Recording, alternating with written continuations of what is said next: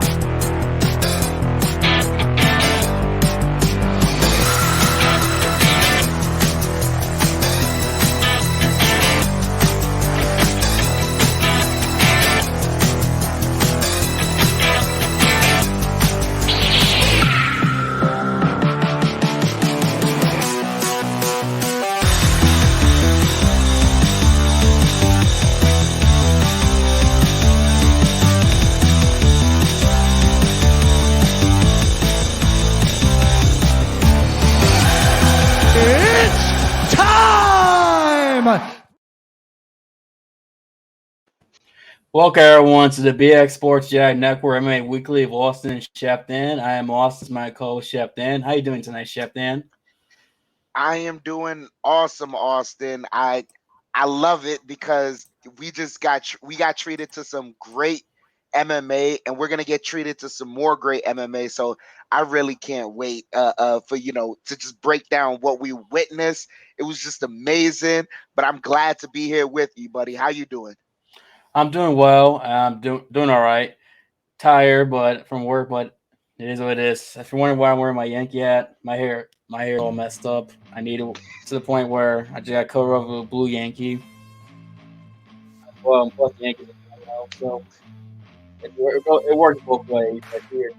What's that, RJ Bear jersey? Yeah. That black, nice black. Yep. The Kith edition, You can tell we're two New Yorkers. I'm wearing a blue Yankee, and somebody's wearing a Knicks jersey. You can tell we're New Yorkers. And this wasn't even planned. No, it was not. It was not planned at all. This was accidental, but it is what it is. But thank you guys for joining us, and don't forget to support us on podcast platforms, whether it be Google Podcasts, Apple Podcasts, Spotify, Anchor FM. We appreciate the love and support on the podcast platforms. For those of us who watch this on YouTube and Rumble as well, appreciate the love and support. Thank you guys so much. And let's get into what happened this past weekend in Long Island, New York. In UFC on ABC from Long Island, New York. The commentators were in the old ABC Wire World Sports jackets from back in the day. If you ever watched like the old boxing fights in the 70s, 80s, they used to be on ABC and 60s. They used to wear those. And Monday Night Football too. They always wore those gold. It's a gold jacket. It's something reminiscent of a Hall of Fame induction. When you see someone enter the Hall of Fame, they'll usually wear a gold jacket like that. So they were wearing the classic sports commentator gold jackets. I like it. Yeah, I like it on ABC. It makes sense too, because that's what they used to wear back in the day on ABC when Wire World Sports, when they had the big boxing fights and Ali, Foreman, Frazier defend the belt, heavyweight title, or Brother Rancher or Leonard on ABC. They wore the jackets, gold jackets. It was cool seeing DC, Anik, and Felder and Megan O'Leary wearing the jackets. And on ABC, the main event of this card was between Yair Rodriguez and Brian Ortega in the featherweight division. An important featherweight fight, considering the two top 5 guys in the division. Unfortunately, the fight ended due to injury as Brian Ortega, unfortunately, his shoulder popped out in round 1 of the fight, and the fight was stopped. Yair got him in a submission. I believe it was an armbar or a triangle choke. I forget which submission it was. It was an armbar. He was attempting the armbar. As if you guys join us on YouTube, you can see the picture we put up there. He's, he's going for the armbar. Ortega's trying to get his arm out, and that's where he, dislocated his shoulder.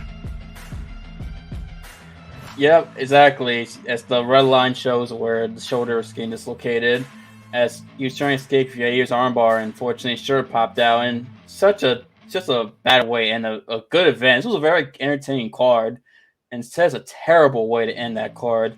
Especially this was the fight everyone's looking forward to the most. It was deflating, to say the least.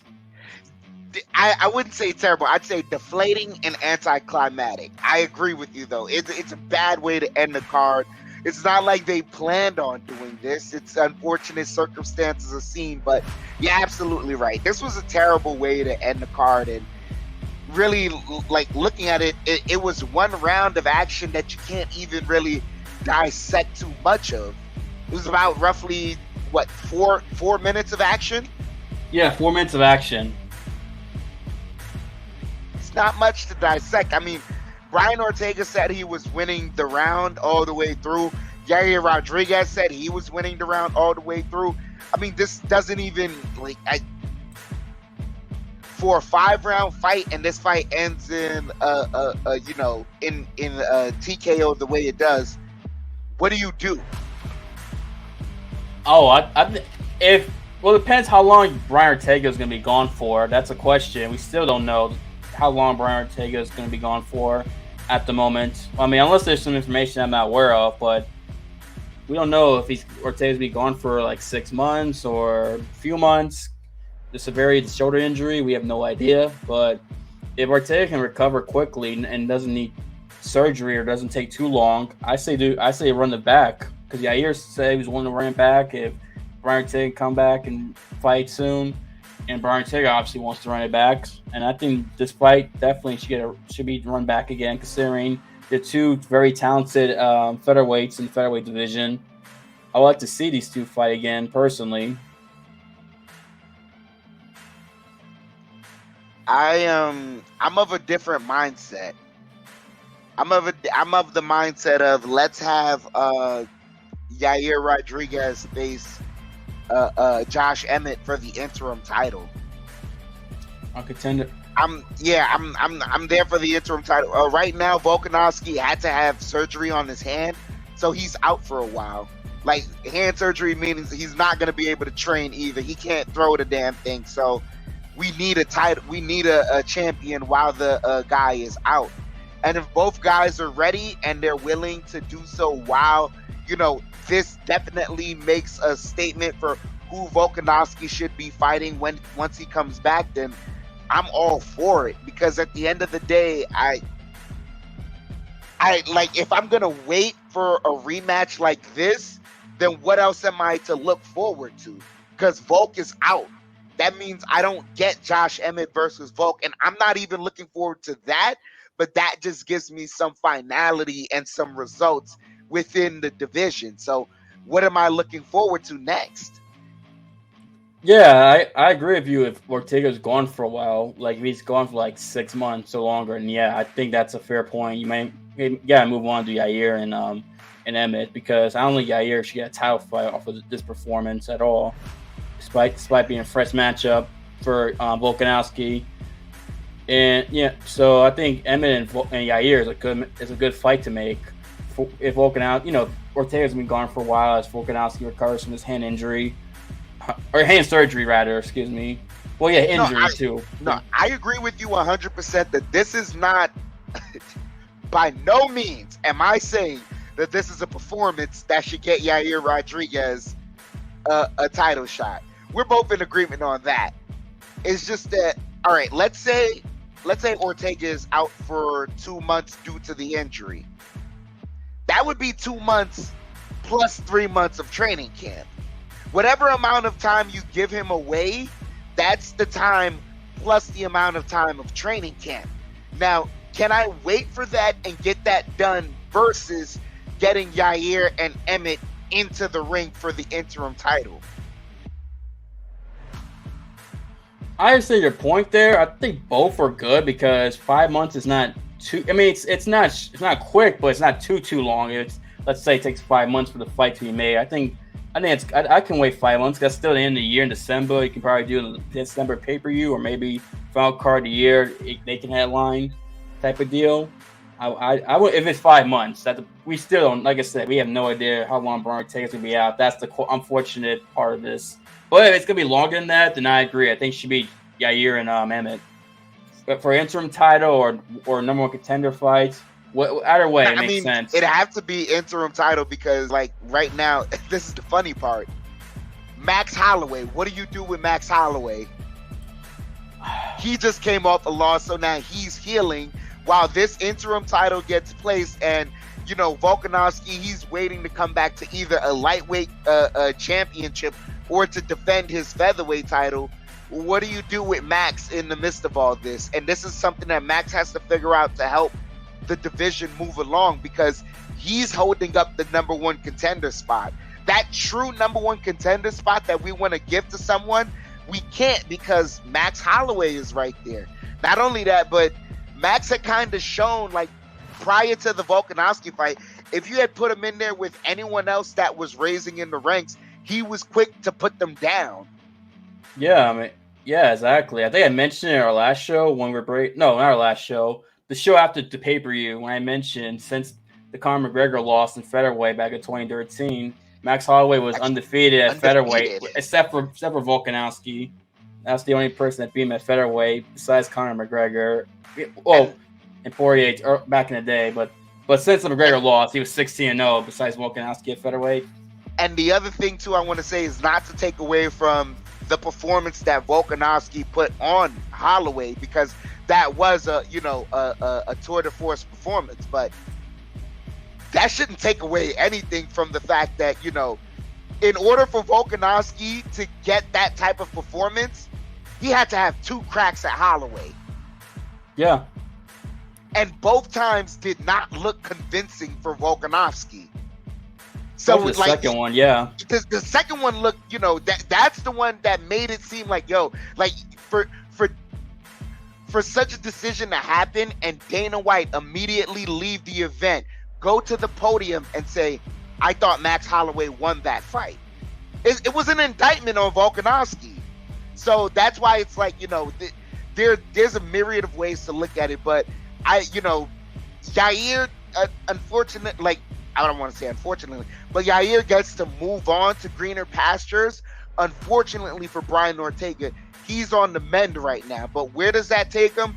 I don't know. Maybe you rematch Max Holloway and you get that, you know, you take the true number one contendership, or maybe you fight the guy who, you know, who loses out of Yair and Emmett. Who knows? With him. Or at one person we've not mentioned that should be talked about in his rankings, that's in this conversation, rather, excuse me, is Arnold Allen. He's on an 8-fight winning streak, and he had the victory back in the last UFC London card against Dan Hooker. 8-fight winning streak in UFC. He's top 5, and he's recovering from a hand injury. I think he should be back training now from his hand injury. So, I mean, to me, this performance made me wonder, where's Arnold Allen fit in all this? Not to sound like Chael Sutton. No, but I thought I might have thought I've heard some news that he got booked for Chikaze. No, that's Giga and I think that's Giga and Youssef.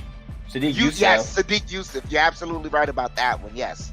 So, no, you're right. We haven't heard from Arnold Allen, and with the division, you know, this is the worst part for Arnold Allen.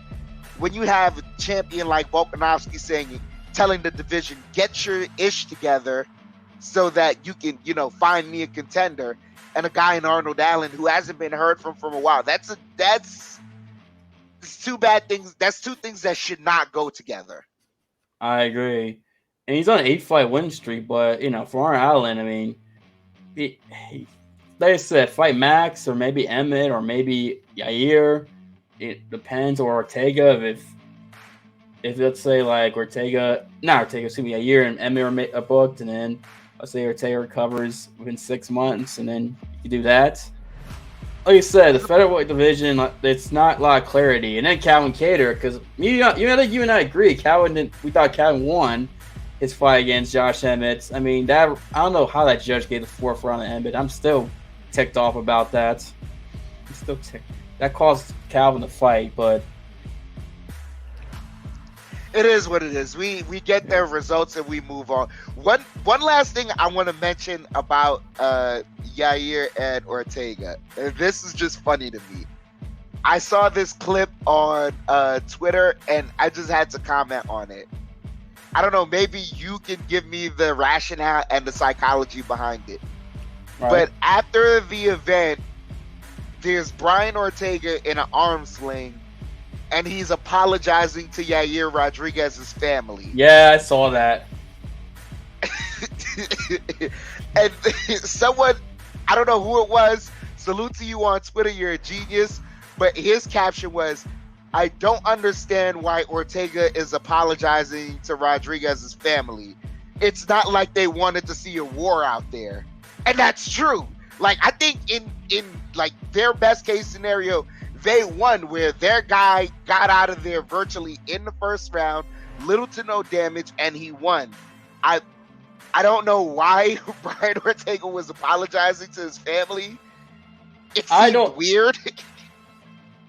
Yeah, it seemed weird. I mean, besides one like bruise that Yair had like his bottom of his eye, that was like one bruise. Other than that, he was unscathed. I mean, first round unscathed. He won. I mean, his family should be happy. I don't know. Is it I don't want to say this, but I'm gonna say it. Is it a Mexican thing? Because Mexican, that Aztec spirits. Mexicans are known for like wars and getting in there. I'm sorry I didn't drag your beloved one through a bloody war, and we both didn't leave pieces of our lives out there. I don't. Because I know they're both Mexicans. I mean, that's the only thing I could think of. Even that doesn't make sense either. I would tell you, man, that befuddled me. Yeah, that is odd. I don't know why he would apologize to the Yair's family. I mean, that seems like so weird. I can imagine. I wonder what his family thought. Seeing that, like, I can imagine them's like, okay, thank you. I accept your apology in their head. Thank you so much. Whatever, man. That was confusing to me. I can't even. Yeah. That is a weird one. I'll give you that. It's one of the weird moments post fight that I recall in a UFC. And since watching UFC for almost 10 years, or MMA, that's one of the weirder moments probably ever, in my opinion. But yeah, anticlimactic main events, just worst case scenario basically. But we can move on to the. Oh, I thought you were gonna say something. No, I just wanted to say, just as far as the rankings wise, it leaves Yair at number 2. It drops Ortega to 3 and Emmett to 4. So Yair right now is ranked the number 2 overall featherweight. Okay. All right. Well, I guess he does move up to number 2. It's good. It is good for him, but we'll see what happens next with his featherweight division as we get transitioned to the co-main event between Amanda Lemos and Miesha Waterson-Gomez. I just learned that she added her husband's last name. I guess she's normally known going as Miesha Waterson, but I guess she added her husband's last name as well. But for Miesha Waterson, she ends up losing this fight by guillotine in the second round. It was a nice guillotine that Amanda Lemos put up too. I mean, Waterson-Gomez was going for a takedown, if I'm not mistaken, and then as like she was getting up, I think Miesha Waterson was getting up, right? And then that's when Lemos blitzed her. She was going for a takedown. Wait, first she went for the hip toss. Waterson went for the hip toss. Then she engaged in the takedown. As she tried to get the takedown, Lemos popped on the neck and just held on. And ladies and gentlemen, if you're watching us on YouTube, you can see the picture right there. Lemos just locks it in. And Waterson, she tapped at an angle that not even the ref saw, but Lemos was, she felt the tap and she acknowledged it. And Waterson even, after, because the ref didn't know whether she tapped or not, Waterson said, yes, I tapped. And that was the end of the fight. Yeah, okay, yes. Thank you for reminding me how it happened because the guillotine, because it was impressive. The guillotine, she stabbed it out of nowhere, looking like Charles Oliveira or Brian Ortega with that way. Because I've seen those guys do guillotines like that out of nowhere and just get the submission. And considering Amanda Lemos' last fight, she got submitted herself by Jessica Andrade for, I guess, a submission victory, like, to redeem herself from that loss. Really impressive for Amanda Lemos. And Lemos looked very well in this fight. I thought she was the better fighter of the two, in my opinion. You could tell. And then of course the guillotine. And also, I'm surprised that Lemos let go. I mean, I understand why she did, because she felt the tap, but at the same time, usually told by fighters, usually told that until the ref tells you to stop or touches you, you're not supposed to let go of submission, typically. But I gotta give Amanda credit for letting go, considering she felt the tap. And also Michelle Waterson, she could have lied and said no, I didn't tap, which some fighters have done in the past, but unfortunately, I think the emotions got to Michelle, because Michelle was, emotional, and she had to admit that she did tap. So you gotta give both ladies credit in terms of that aspect. Yeah, absolutely right. And Lemos was the better fighter, but I don't want to take this away from I don't want to take away from the performance that Michelle Waterson had, because remember, Michelle Waterson is primarily a striker, and she had a lot of good jiu-jitsu during this matchup. The hip toss that she used effectively during that first round really helped her to kind of, take some moments throughout this fight. If anything, she the one thing I'd say the biggest downfall she had in this fight was that she started to go too much into the jiu-jitsu and not trying to mix it up. And Lemos was she was game. She's like, if you want to strike, I'll strike. If you want to grapple, I'll grapple. But nowhere in between did I remember Waterson-Gomez trying to effectively mix everything in. And Cormier was really adamant about that too. It was like, if you're gonna shoot, don't shoot naked. Throw something in front of it and then shoot. And then, we hear Daniel Cormier all the time.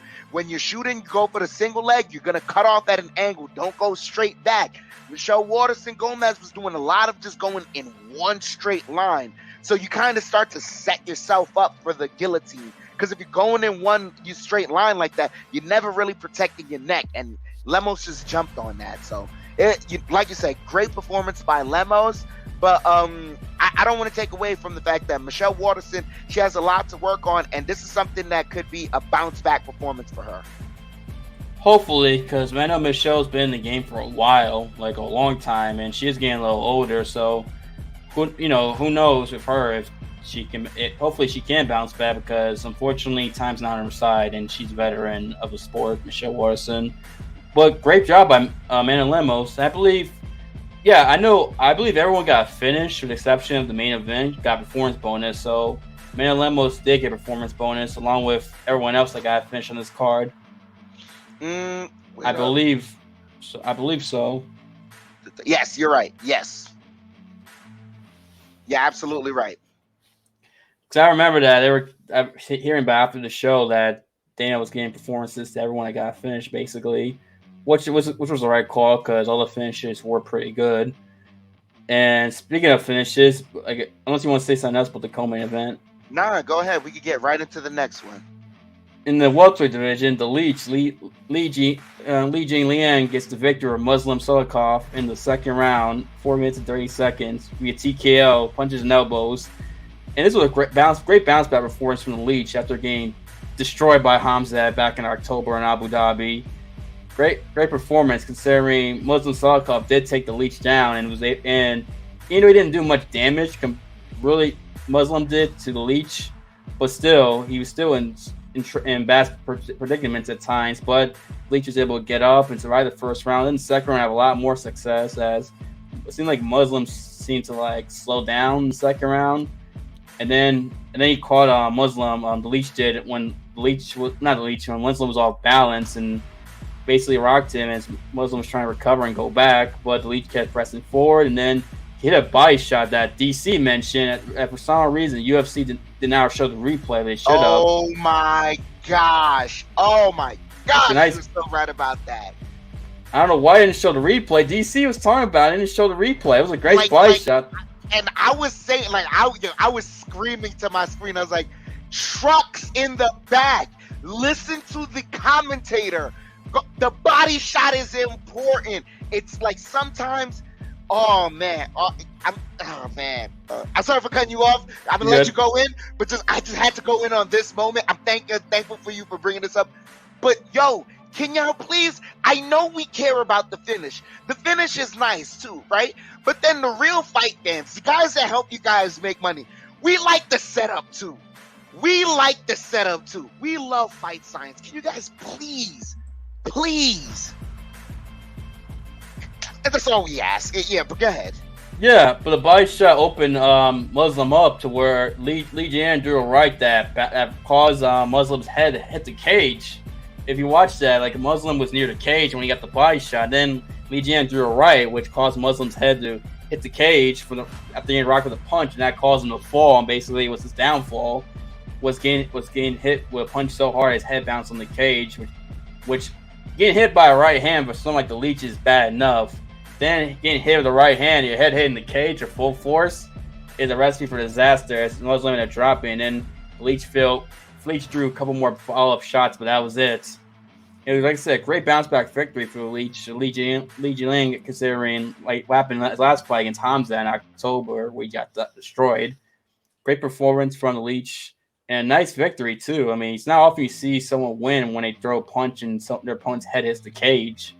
I don't recall seeing that often. You would think that happened more, but I don't recall it happening that much in UFC, unless there's some fights I'm forgetting. I see when you're talking about that, you're talking about dangerous head snapping motion. The only other moment where you know what I'm about to say. Yeah, say it. The only other time where a head snap movement truly scared me as an individual. Francis Ngannou versus Alistair Overeem. When he hit Overeem with that uppercut, and Overeem's head damn near rolled off his shoulders. It's yeah. I think talking about the old UFC back in UFC, like the pre-Zuffa days when Tank Abbott, when he knocked his opponent out, his opponent went like this, like.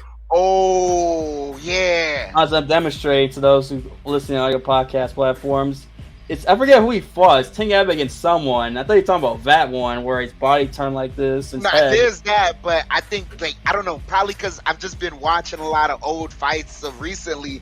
But the one that really stuck out to me, because I was hearing Joe Rogan talk about it too. He's like, Francis Ngannou versus Alistair Overeem. He just hit rocks over it with a shot, and his head just. And I was yo. I remember that. That was crazy. That was a crazy knockout. But yeah, great performance. I'm surprised it doesn't happen more often. Where if someone's near the cage and they get hit hard with a shot, that the head doesn't hit the cage more. But that's the power that the Leech was producing all night. You saw it from the way he was swinging. Like, number one, credit to him because he was patient. He could have blew his gas tank early in the first round. Nope, he was patient. He was steadily walking forward to Muslim Salikhov. Whenever Muslim shot, salute to the Leech for working on that grappling defense. After the Hamzat performance, he said, no more of that. I'm not getting comfortable on the ground. I gotta get back up immediately. And he continued to present that to Muslim Salikhov, right? But then he's moving forward and he was patient, throwing strikes. And it was to a point where, like, you heard DC say it. He's like, I almost don't like the way how patient the Leech is. If the Leech just pressed a little bit more, not knowing that the Leech is just setting something up. He's setting something up. And when he really got going and he landed that right hand, it was good night. And he just kept landing the shots that was needed to put Muslim Salikhov away. It was a great performance for Leech. Like you said, great bounce back performance. Makes you want to see more of Li Jingliang. Me too. And a fight I want to see Li Jingliang fight is a fight I want to see him fight next is Steve Wonderboy Thompson. We haven't seen Wonderboy in a while. I haven't heard since the Bilal Muhammad fight in December, I believe. Yeah, December. I think it was December he fought Bilal.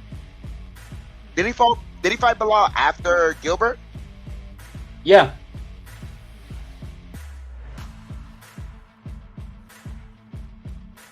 Yes.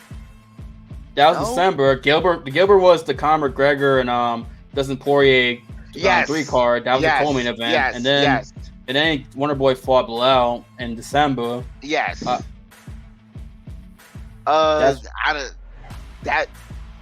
I know Wonderboy has been wanting a title shot. If you can, not saying that he can. Look, I don't know what the man can or cannot get. Right. What I can say is though, if you beat a guy like Leach who's coming up in the rankings, that helps you. That makes people not forget your name. So yes, Wonderboy is truly still on the path to contendership. That would be an interesting fight. You're absolutely right about that. Yeah, exactly. I like to see that. I haven't seen Wonderboy in a while. I think the Leach and Wonderboy is a good matchup for both fighters. I think both guys have a shot to win that fight. Stylistically, personally, that's just a name I just thought about when I was thinking about what's next for the Leach. Like, who could he fight? And that's the name that came up to me, is Wonderboy. But who knows? We'll see what's next for the Leach. It's a great victory for him. Bounce back victory too. Excuse me. Yeah. As we move on to this next fight, and this is a fight that a lot of people were talking about in the fight division, as Matt Schnell defeats Mudaerji in the second round via technical submission, triangle choke, 4 minutes and 24 seconds of the second round. And this fight was ridiculous, to say the least. Round 2 is definitely round the year contender. I mean, look at that image. For those of you who are listening to audio, it's a picture of Mudaerji passed out, and Matt Schnell with Mudaerji's blood, celebrating the victory as the referee pulls them apart. I mean, my gosh, this fight was crazy. I mean, the fact Matt Schnell got rocked 5-6 times in the second round, and Jourdain, I think 3 times, and those 3 times were after getting rocked twice, at least twice, maybe 3 times, and I thought it was over. It was about to be. And that was fight of night as also, and it deserved to be fight of night because that fight was freaking ridiculous, crazy fight. I mean, so I thought Schnell was gonna get knocked out because I mentioned Schnell had been knocked out before. He had lost via KO and TKO, I think 4 or 5 times, something like that. So I thought it was possible for Mudaerji to knock him out, TKO him. I mean, he's got power in his hands too. And he rocked him, but that's never followed through. Never followed through the shots, which bit him in the butts. I was gonna say that. Go ahead. Did he not follow through though? I mean, let me phrase that. He did.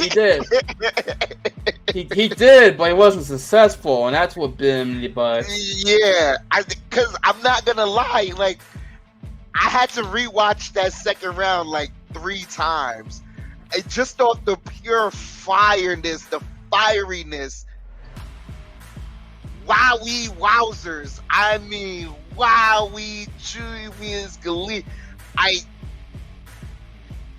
That's right. After surviving getting dropped a 3rd time, he hits Sumo with a straight right that really rocks him badly. And then takes him down, and then mounts, and then he mounts him easily, a little bit too easy, to the point where that's something Mudaerji's gonna work on his grappling, because some of his losses early in his career were by submission.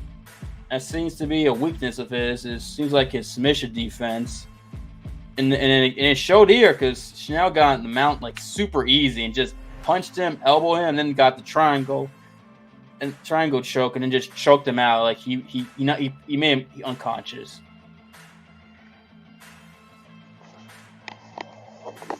I'm sorry, I had to just give you a moment. Okay, it was crazy. I mean, round of the year contender. Round of the year contender.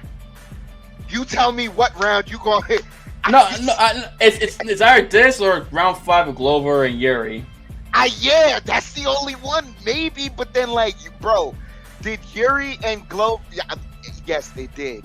It had that many finishing moments, but all in one round. Yes, it did. Damn. But I mean, like, this was.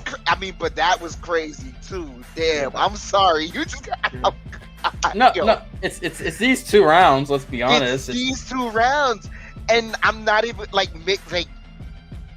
I don't want to give the edge to Yuri and Glover because it was for a title. Like, they both knew why they were coming in, but I mean, doesn't that make Schnell versus Mudaerji that much more special because both these guys didn't have anything physical on the line. There was no belt telling them, "Hey, if you win this, you get me." It's just, how much more notoriety could I build off of this fight? And Matt Schnell's got notoriety out the wazoo. He's bleeding notoriety out his nose, ears, and everywhere. And don't take anything away from Mudaerji too, because Mudaerji, oh my gosh, like that second round when he's catching, and you can see Matt Schnell, he's tucked in the guard, ladies and gentlemen. And when Mudaerji splits the guard and cracks him, and you see Matt Schnell's knees buckle, but his feet is standing, and he just, ladies, excuse my language, this fight was so good. He just kept saying shit every time he got cracked. Shit, bang, shit, and you just, because he just kept getting rocked, and this was crazy. That wasn't even the craziest part with Mudaerji just splitting the guard. When the elbow came through? Yes, the elbow. Thank you. Yes. Bro, first off, there were a couple of times where, all right, when Matt Schnell got grounded the first time, he's grappling to save his life. Like, it was enough. Like, you sort of, like, after watching the fight, you kind of ask yourself, should the ref have stopped Matt? Should Matt Schnell have lost at any moment during this fight due to ref stoppage? And you go, no. Like, after I rewatched it a couple of times, you watch it and you go, well, Matt Schnell got down, yeah, but he never stayed down and accepted the position. He never accepted the position. And that was the biggest thing for Matt Schnell. He never accepted the position. So now when he's getting cracked with these elbows and the thudding sound that first elbow made that Mudaerji landed, I'm telling you right now, the crowd was in attendance for this fight. They were making noise, and you still heard that elbow come through. It cut through all the crowd noise. You heard a clack. You heard a clack, and it's just, and that, like, oh my gosh. DC said it. Who else was on the call? John Anik said it. Paul Felder said it. All asked the question that we were asking. It's like, you watch that and, like, somewhere around it, you got to ask, what the hell was keeping Matt Schnell up this entire time? I don't know. It's crazy. What the hell was keeping him up? Because, oh my gosh, DC said something that I hope a lot of fighters take notice. Maybe instinctively your body does it, but this is something that Matt Schnell, I think, was very smart for doing. In the midst of him getting rocked, he kept moving forward, and Mudaerji had to readjust himself and then crack, and he kept cracking him, but he had to keep backing up and readjusting. And DC kept saying, he's like, yo, what? Matt Schnell is a wild man. He's got that dog in him. Everyone says it. He's got that dog in him. That night, Matt Schnell showed he's got that dog in him. He got a couple dogs in him. He got some pit bulls, some Rottweilers. He's game bred, got that dog in him. But Matt Schnell kept moving forward. When you're moving forward and the guy is punching, it kills the power. It kills the power. So now, with him, he kept moving forward and it kept killing the power. So I'm guessing as Mudaerji keeps hitting Matt Schnell, it feels less and less impactful to Schnell. So now when Schnell started throwing back, and there was like a 30-second to a minute window where Mudaerji is clocking him, and Matt Schnell's clocking Mudaerji right back, and I was going, what the hell is it? This yo is on fire. It's like, yo, this was awesome. And then Schnell gets him down. He cuts him with the elbow, gets him into the triangle lock. It's not on the right side at first, but then he finally gets him. And the crazy part, this fight was so good, man. I'm going to sound bad for saying this, but I don't care. It was only right that Mudaerji didn't tap. You had to choke him out.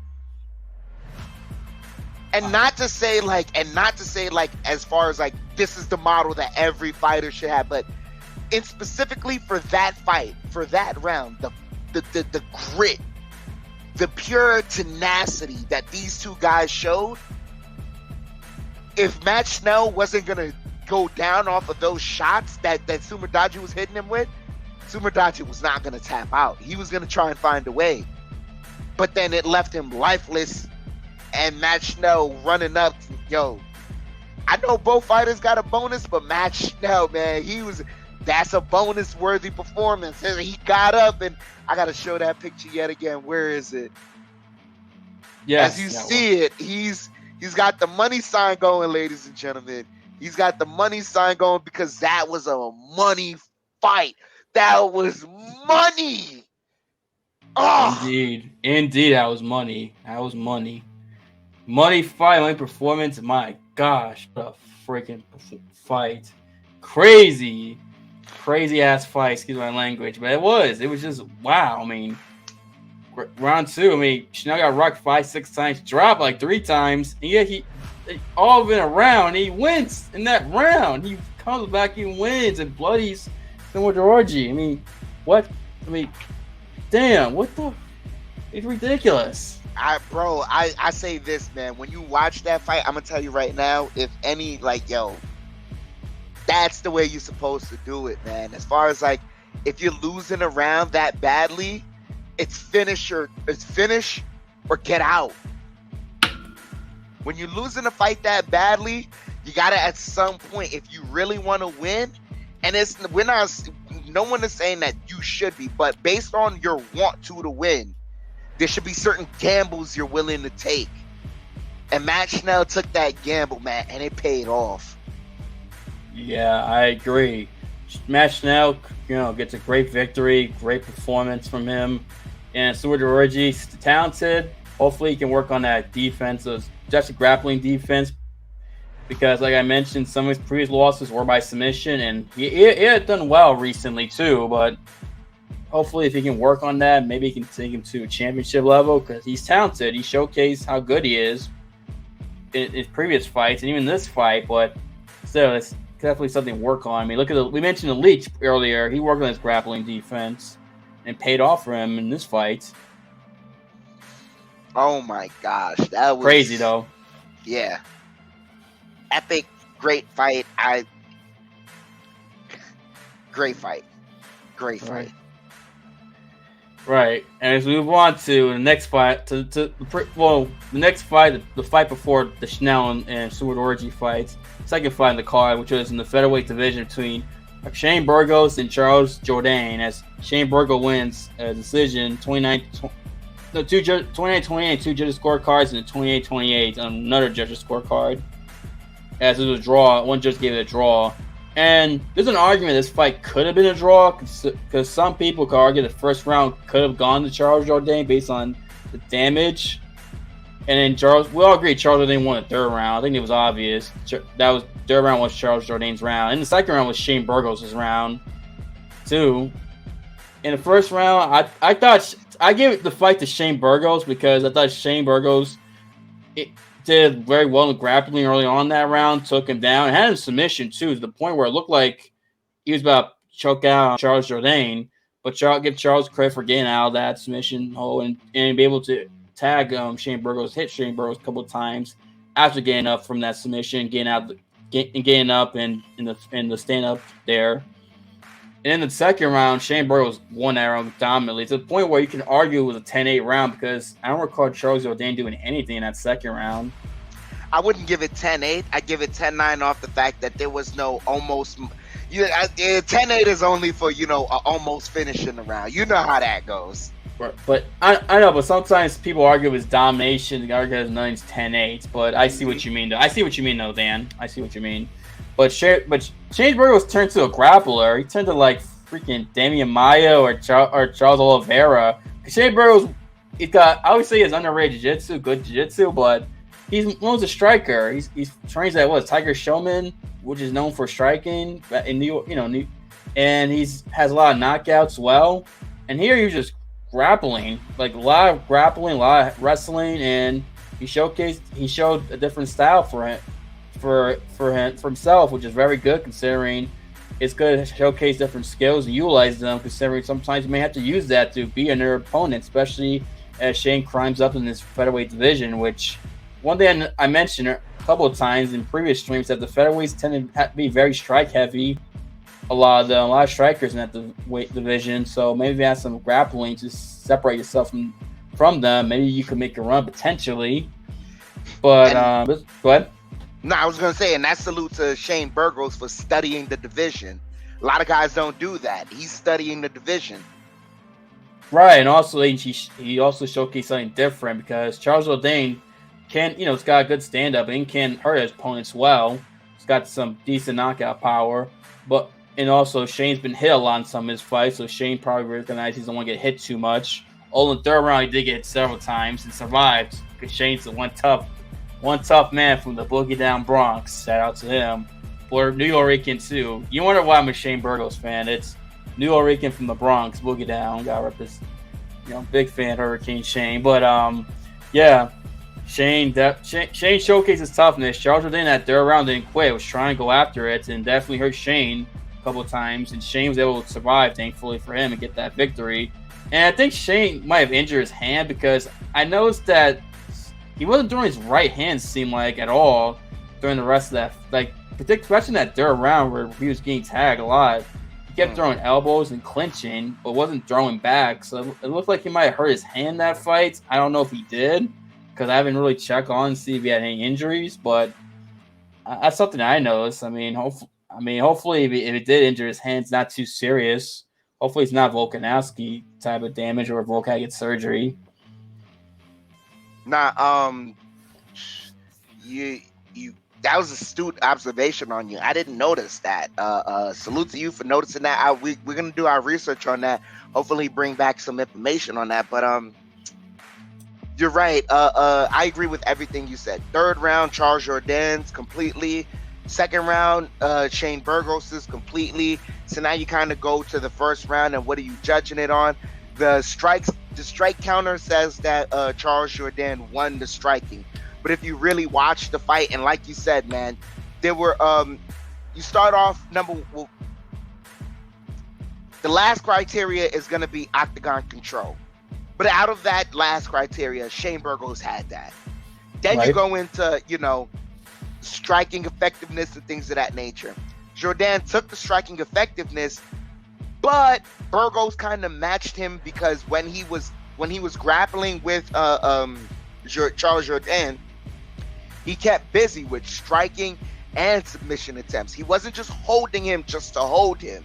So I appreciate that of Shane Burgos completely.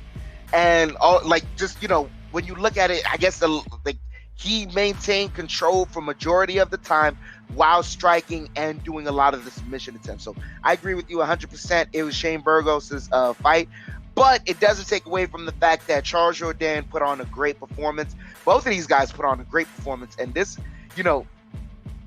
had Matt Schnell and Sumer Daji didn't happen, this would have been fight of the night to me.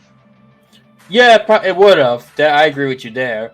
It wasn't what I expected either. It was totally different, but in a good way, because we saw something new from Shane Burgos, which is definitely something you do want to see changes and see new stuff from a fighter. So that way, especially if they're trying to go for a championship, you definitely got to do that sometimes. And Shane showed it. Now, we'll just see who Shane fights next, and if Shane can continue to showcase this and maybe mix the martial arts and do that to his advantage.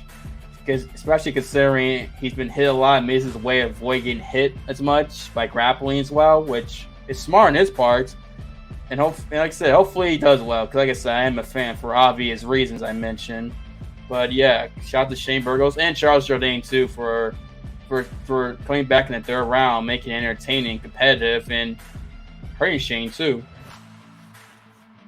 Oh yeah, this was a great introduction to the world for Charles Jourdain, because main card spot on ABC, and this guy's been put, like you and I have been talking about this. I've been if you've been tuning into this show, I'll tell you right now, I've been saying it. If you go for a prelims card and you see Charles Jourdain's name on it, expect the show. That guy puts on a show. But all in all, it was a great fight, man. It was a great fight. Yeah, great fight too. And that's a good point you mentioned for Charles Jourdain being on the main card in ABC. That's a good point, but great fight, like you mentioned.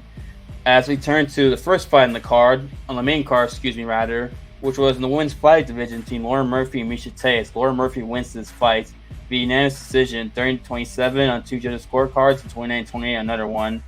And this Miesha's just, as the images of the fights for those of you on YouTube when you're watching us, and as for those of you audio podcast listeners, we're showing images of the fights as Lauren Murphy's, throwing some punches that are rocking Miesha, including body shots as Miesha's face was busted and bloody. Miesha just looked one step behind this entire fight. That's just gonna be real. It seems like Lauren was a step ahead of her, no matter what. And surprisingly, Miesha couldn't really use her wrestling to her advantage, considering she comes from a wrestling background. She didn't. Lauren Murphy had a better grappling and wrestling of the two, which is shocking. And Miesha, Lauren looked like the stronger woman of the two, and it showcased this fight as Lauren Murphy just dominated Miesha Tate from the beginning to end. It was not a great performance from her. Great performance for Lauren, though. Lauren bounce back performance, considering this was her first fight since losing Valentina back in September for the flyweight title. Yeah, I agree with you 100%. This it was a great performance for Lauren Murphy. She showed that you can enter into sports late and you can still make a career of yourself, because Miesha's big point coming into this fight was, hey, Lauren started sports at professional sports at 24. I've been doing this my entire life. So she felt that she had a leg up on Lauren. But I mean, for someone who's been doing professional sports the entire life, like you said, man, just a step behind on everything. I couldn't point to one winning moment for Miesha Tate. I agree. Just watching the fight, I really couldn't point to one winning moment, and it sucks, but this fight was not that competitive. It was not competitive at all. No. And I do wonder what's next for Miesha Tate. Is she go back to bantamweight, stay at flyweight? I mean, her comeback so far, she won her first fight against I forget her name, who she beat. I know she won her first fight, then lost to Katlyn Vieira, in October of last year, I believe. Marion Renault. There we go. She beat Marion Renault, looked good. Then Katlyn Vieira.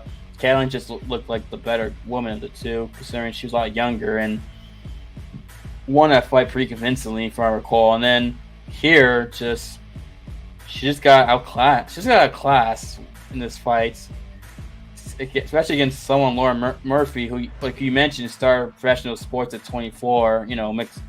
As Miesha's been, competing most of her life.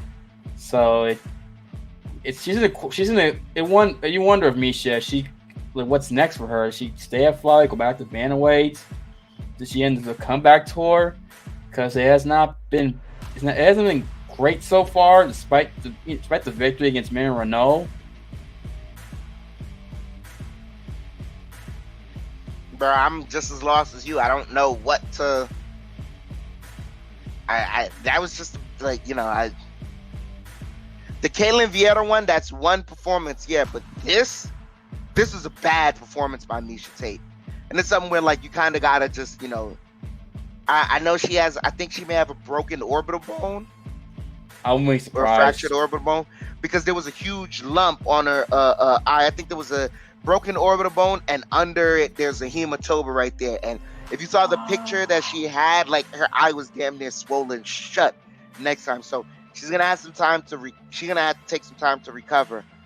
But if I'm Miesha Tate, man, I'm being very selective about my next opponent. I agree. Maybe I totally 100% agree. I mean, I'm debating whether or not she should go back to 135. Maybe 125 jump was a mistake. I have no idea. I have no idea personally. Who knows what's next for her? This is one of the things where she has to, you know, just sit down with her corner, and they got to discuss a career move. But that's something for her to figure out. And Lauren Murphy, gotta give her credit. She said if for Mion Fury, I think Jessica Andrade, right? I think that's they're fighting in France. No, wasn't it? Not Andrade. I think was it Andrade? I know she mentioned Andrade is out. Chukagian's in. Chukagian. Okay, Chukagian. I think she mentioned she wants the winner of that fight for a number one contender fight, and she said she's gonna be in Paris watching that. So good call outs, smart call outs, makes sense. She just fought for the title recently, got a victory. Fight the winner of that fight, and if she beats them, it makes sense for her to fight Valentina next for the title. Or if whoever wins that fight beats her, yeah. Easy number one contender for Valentina. Smart call out from Lauren Murphy. Yeah, it's one of them things where, like, you know, just that's a smart career move. You're not moving backwards. You just fought for the title. You beat Miesha Tate, who is a big name. So now you fighting the number one contender out of those girls. Like, that's it, yeah. Especially after Valentina just beat Talia Santos, who everyone, you know, said like, hey, that's the next up and comer. That was the one that was gonna challenge Valentina the most, and she did. But now you guys, you know, a lot of people watching that, they thought they saw a chink in Valentina's armor.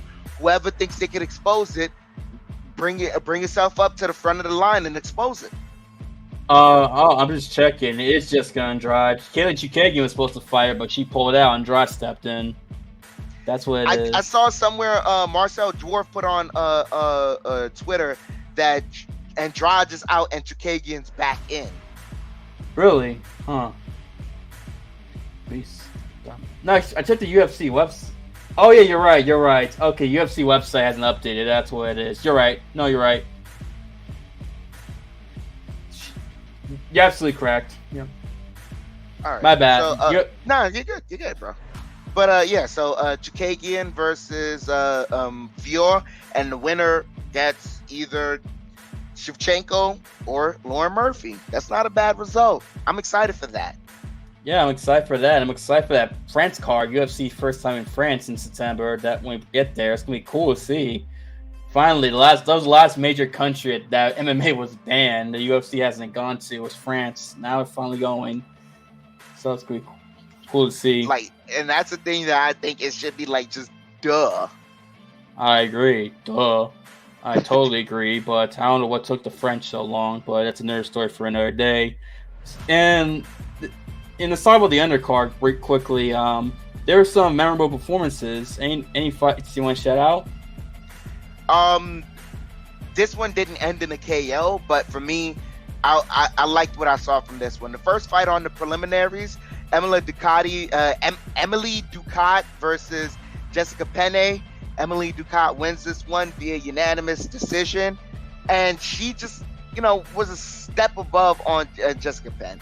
Jessica Penn tried with grappling, tried with striking, but Emily Ducat was game for it all. Emily Ducat didn't, her defense was on point, didn't initiate much on the grappling, but her striking was there, mixed it up enough to kind of, make things interesting. And all in all, there were moments where she could have gone for the finish, but she fought like a sound pro.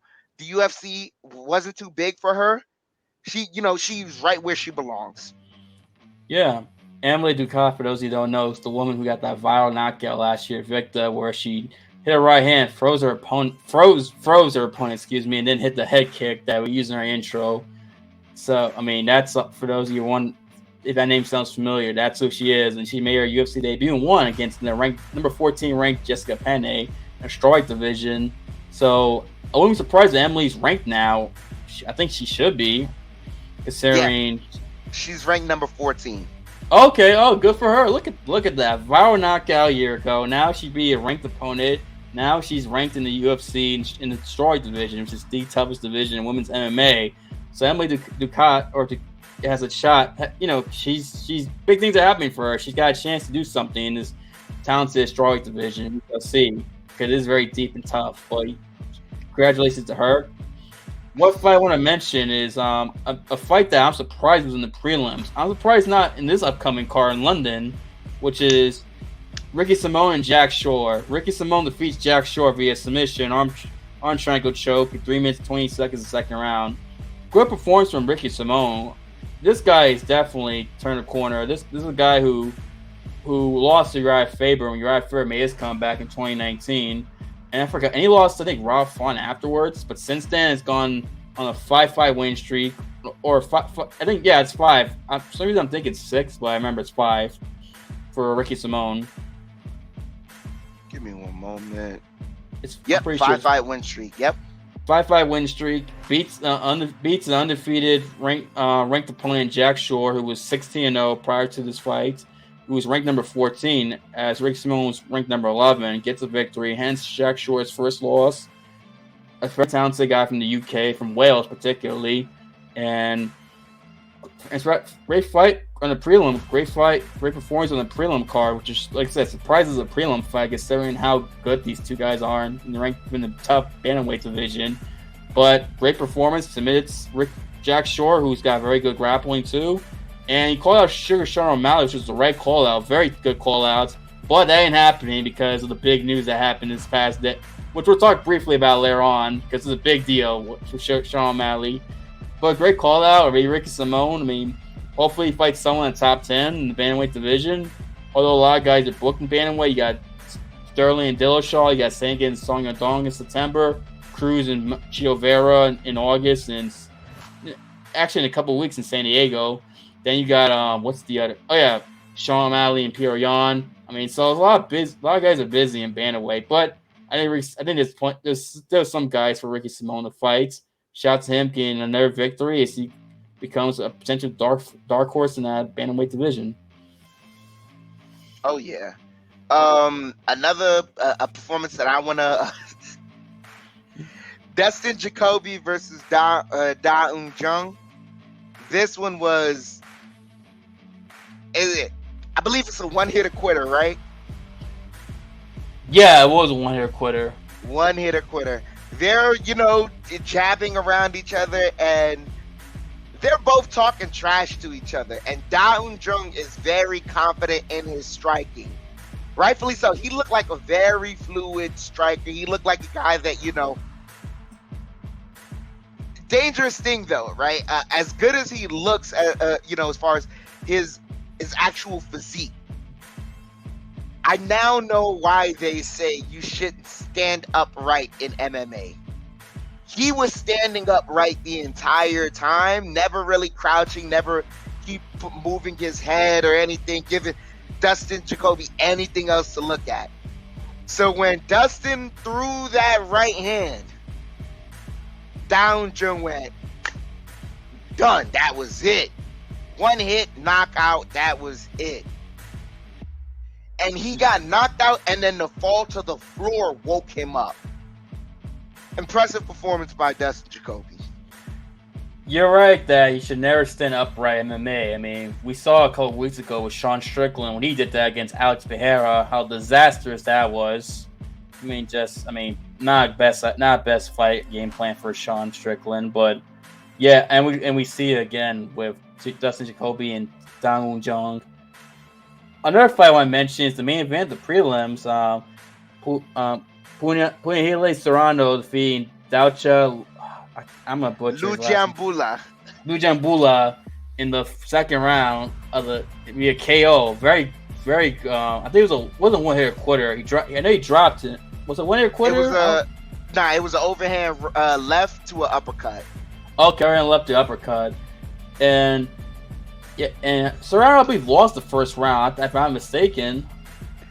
I mean, yeah, you could say that Dalcha kind of came away with the round at the end of the round. Yeah, I remember he finished strongly, but Soriano came through, was able to knock him out. I mean, that was really impressive considering how the first round ended. If I'm not mistaken, I believe Dalcha, something happened to his rib. Yeah, at the end of the first round, his rib was poking out on the right side. You saw it, like the rib actually protruding. So there's something that he's gonna have to get medically taken care of. And they said, they kind of said, DC saw it. He's like, yo, if Punahele is smart, he's gonna start blasting kicks to that right side. As soon as he said that, first thing Punahele did was blasted a kick to that right side. Dalcha blocked it, but his rib, I think it may, it may have slipped out or something like that. I agree. Yeah. That could have been worse for him, let's be honest, if he really kept attacking that rib. I mean, I don't want to say he's lucky. He's got knocked out. There's no luck in that. That's terrible to get knocked out. But no, but it could have been a lot worse damage. I know what you're talking about as far as internal bleeding. Yes, kind of like Woodley Covington type of stuff. But yeah, I mean, good knockout for Punahele Soriano. Great victory. A great celebration too. That's right, celebration. Oh, that's right. I don't have it. Damn, I wish I could show the video, but. Ladies and gentlemen, he knocked out Dalcha, right? And he was so high. Yes. He's celebrating on Dalcha. So then the ref has to move him. He moves one side over. The commentary desk is right there. He puts two hands on the cage, squats down, and starts gyrating his hips. That's right. And then he took the monster can. I forgot all the gyrated hips, but I remember dancing on Dalcha and the monster can. That was crazy. What the? That's crazy. I was screaming, what the F? It was like, why?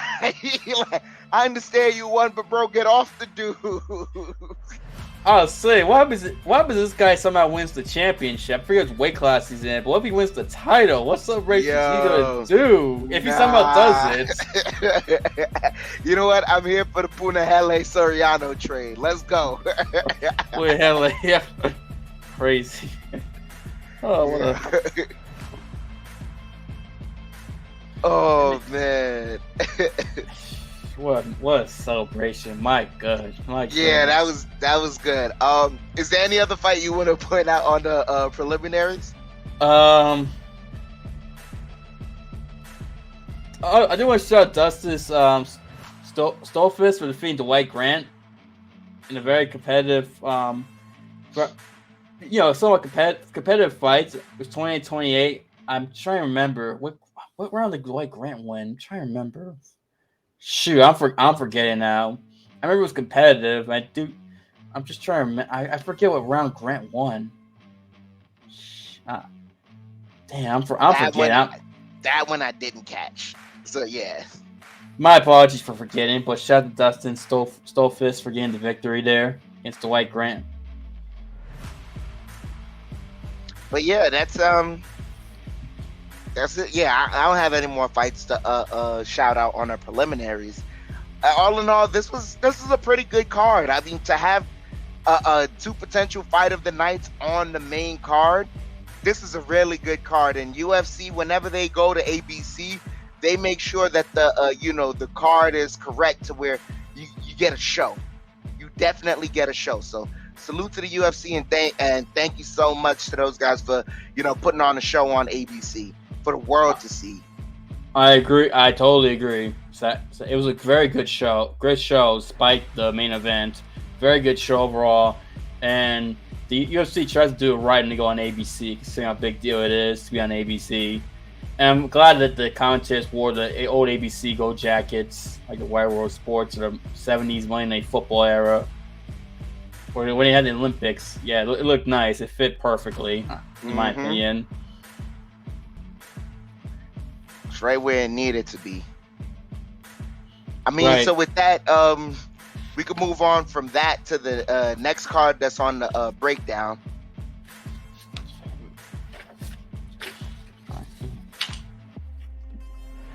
One moment. We have Bellator 283 coming up this Friday. That's right. Okay, here we go. I'm sorry I couldn't find the sheet. It's right. Bellator 283. Originally, it's supposed to be Patricky Pitbull against Sidney Outlaw for the lightweight title, but unfortunately, Patricky got injured at pull-out. So the new main event is Douglas Lima against Jason Jackson in the welterweight division, which is a pretty good main event to replace the original main event. Sucks that Patricky got hurt, but it's a good main event in the welterweight division. Douglas Lima is a very talented welterweight, despite losing 3 in a row. But it's the Gegard Mousasi, it's the MVP, and who he lose? Amsarov, that's right, the champion. He lost the belt to Amsarov. That's right. All tough guys, and it was a close fight, the MVP fight. That could maybe gone to him potentially, but it was a competitive fight. But Jason Jackson, who's really ever since coming to Bellator, has done very well. He's looked very good. I believe he's won every fight in Bellator, if I'm not mistaken. I believe he's won every fight in Bellator. Jason Jackson. I don't think he's lost yet. Give me one moment as I do some research. But he only has one loss. It's a split decision loss to Ed Ruth in Bellator 231. Okay, I had a feeling he lost. I just wasn't sure. That's right, Ed Ruth. I forgot that fight. I knew he lost. I just didn't remember. But yeah, Jason Jackson, good fighter. Definitely got good stand up. Douglas Lima's got great stand up himself. Both guys like to stand up. Don't mind going to the ground, but they don't do it often. I think Jason Jackson tends to do a little more, but it doesn't mean Douglas Lima doesn't do it. Doesn't have good jiu-jitsu. I think it's gonna be a lot of stand up in this fight. I think whoever has the better stand up, will win. To me, will win this fight personally. In this fight, I think it has a chance to be a very good main event. And we should see if Douglas Lima can bounce back and get a victory against Jason Jackson. If Jason Jackson can have a great performance against Douglas Lima, he might get a potential interim welterweight title fight against Logan Story. And I say interim because Yair Rodriguez is in the Ukrainian military right now during the conflict with Russia, and we have no idea when he's coming back. If he wants what's going on there, I don't know if he's in the front line. So the problem is we don't know when he's coming back. Amsarov, so that's why I say interim title fight in the meantime. So I think it makes sense if Jason Jackson will win, you do interim title fight with him and Logan Story if Amsarov doesn't come back in time, or Douglas Lima maybe. It'd be one victory. I know he's the former champion in welterweight, but maybe if Lima wins, you can give him a title shot. Maybe not. Maybe Lima would win another fight at least. But Jason Jackson definitely, because Jason Jackson's done better in Bellator. Okay, I'm very interested in that. When I seen, I told you, you put me on to Bellator, so I'm learning. But last time I saw Douglas Lima against MVP, that was a great fight. I saw the rematch as well. That was really good, so I'm interested in this one as well. But tell me about this co-main event here. You know who Sidney Outlaw is, but they seem to have it against Tofik Musayev. Tofik Musayev, I was learning about him recently, and he actually beat Patricky Pitbull in Rising over in Japan back several years ago. He beat him, and by decision, if I'm mistaken. I think it was decision 2019. So he has a victory over Patricky Pitbull. So the big fight for Tofik. If Tofik wins, he might get a title fight against Patricky since he has a victory over him, and he beats Sidney Outlaw, who's I believe the number one contender in the Bellator rankings. I forget. I know he's ranked. I know that. And Tofik's got a lot of knockouts. 14 knockouts of his 18 victories. So That tells you got them hands. Yeah. Cindy, Oh yeah. and Cindy, I think both guys are facing pressure in some kind of way. Cindy because he has to defend his spots, and this is a new, a different opponent that he's preparing for. He doesn't want to, screw up and lose a title fight. Also, Tofik as well. He knows that if I beat Sydney, I'm getting a title fight against a guy he beats in his Bellator debut too, a big co-main event spot. So these both guys are facing pressure in different ways. Sydney's definitely got good grappling. I mean, he's got 8 submissions and 16 victories, and I believe he's a wrestler too, if I'm mistaken. I could be wrong about that. But he's got good grappling as well. So this is like a striking versus grappler matchup. Potentially, it'd be interesting if Sydney can get this fight to the ground. I think he has the best chance of winning, obviously, and Tofik can give us a stand-up fight. Tofik can maybe knock out Sydney potentially. But it's a big fight for the Bellator. Winner gets to fight the champion next. Basically, it's a title eliminator. Mm-hmm. Speaking of the lightweight division, Usman Nurmagomedov is back in the lightweight division. This Usman Nurmagomedov, we're both fans. I mean, this guy, his stand-up is phenomenal. He probably has arguably the best stand-up of all the Nurmagomedovs. Of everyone that Habib Eagles MMA camp, with exception of maybe Islam. Maybe. That's another discussion for another day. Right. Islam Makhachev. That's another story for another day. But Usman Nurmagomedov is back, 14-0, looking to go 15-0, going against Chris Gonzalez, who's 7-1. So this is definitely a guy who's someone who's really talented. He won his last fight in Bellator. He actually fought in Bellator in January. Got a head kick knockout, I believe, in the prelims of the Brian Bader and Moldavsky card over Salawad. So, excuse me, he's got knockout. So he definitely can knock. He's definitely got knockout ability with his feet. But I don't think he's gonna go kick for Usman, because we see how good Usman's kicks are. I don't know if it's a smart idea. And his only defeat was to Yamauchi. Go to Yamauchi, who's a great grappler too, submission grappler. Not like Usman. Usman has like the wrestling background. That's what I mean by not like Usman. Usman's more like a sambo wrestler, not like a jiu-jitsu guy. So I mean, I think this is definitely this definitely could be an interesting fight, considering Gonzalez trains out Team Alpha Male. And Team Alpha Male, they always have those lighter guys who have wrestling backgrounds. Seems like all of them. I think Gonzalez does have a wrestling background, so it's interesting to see how Usman does against a wrestler. But he coming from a good gym in Team Alpha Male, where they always have like good wrestlers from that gym. Would be Cody Garbrandt. I know he's known for stand-up, or Josh Emmett, but they have wrestling backgrounds. Faber, obviously, Joseph Benavides. Team Alpha Male, Chad Mendes is what those guys from Team Alpha Male. Those are always got wrestling backgrounds, smaller but always good wrestlers. Could present some challenge for Usman, but I think Usman has a shot to win. I do want to see. I think he goes on to 15-0. Me too. I think he goes 15-0, but this could be a challenge that Usman finally gets to. We probably get to see Usman deal with some challenge potentially, and that'd be good for Usman's career long term, especially climbs up Bellator rankings, gets some challenge.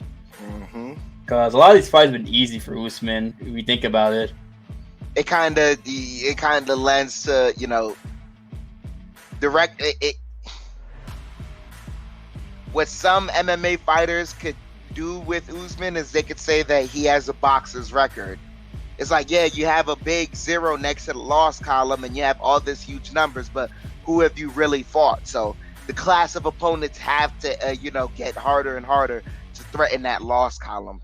It is what it is. I agree. Good point. That's a very good point there.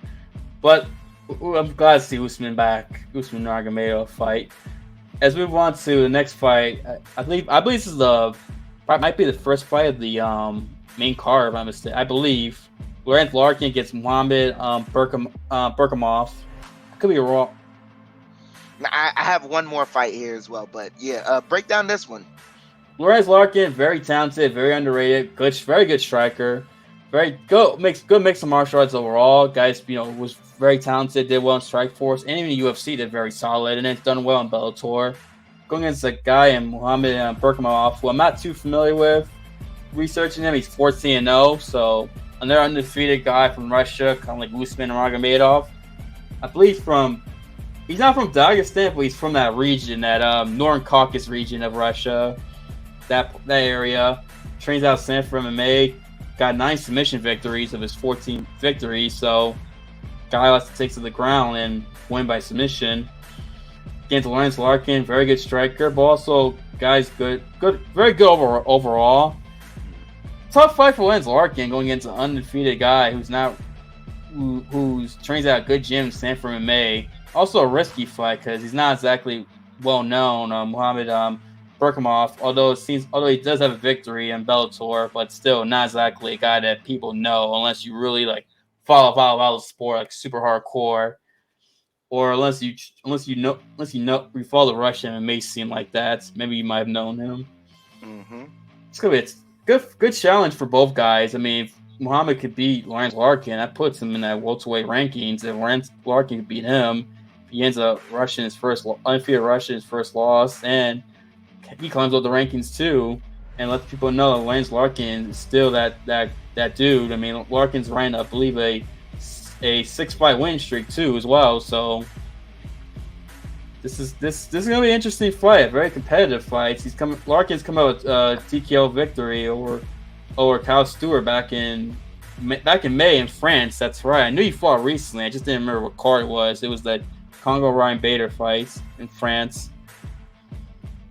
So I mean, I can see this fight. I can see Larkin either knocking out Muhammad or going to decision if he wins, because he's never had submission victory, kind of like Paul Daly. And if Muhammad were to win, probably either submit him or maybe ground and pound him potentially. Which, well, I don't know about ground and pound. I'd see more decision than ground and pound. I take that back. Either way, good fight, very competitive. I think it's gonna be a competitive fight. The first fight I have on the main card, I have Davion Franklin versus Marcelo Gomez. I've heard those two fighters. Those fights I've heard of, but I'm not too familiar with their work. Davion Franklin, I'm not too familiar with his work, but Marcelo Gomez, I'm familiar because the last time I saw him fight, he fought Billy Swanson. Oh, okay. Yeah, so if there's one thing I could tell you guys to look out for, is this possibly going to be in the heavyweight division. Look for Marcelo Gomez to try and take his opponent down and win via submission or ground and pound. That's what Marcelo Gomez is known for, and he's a highly touted prospect too. So this fight should be exciting. Okay, now I remember. Yes, okay, now I remember. Name was familiar. I just didn't remember where I saw him. It was the Swanson fight. That's what it was. Yeah, unfortunately, not a good night for Swanson. But yeah, I mean, Davion Franklin's 5-0, so 5-0. So I guess it's two prospects at heavyweight fighting each other.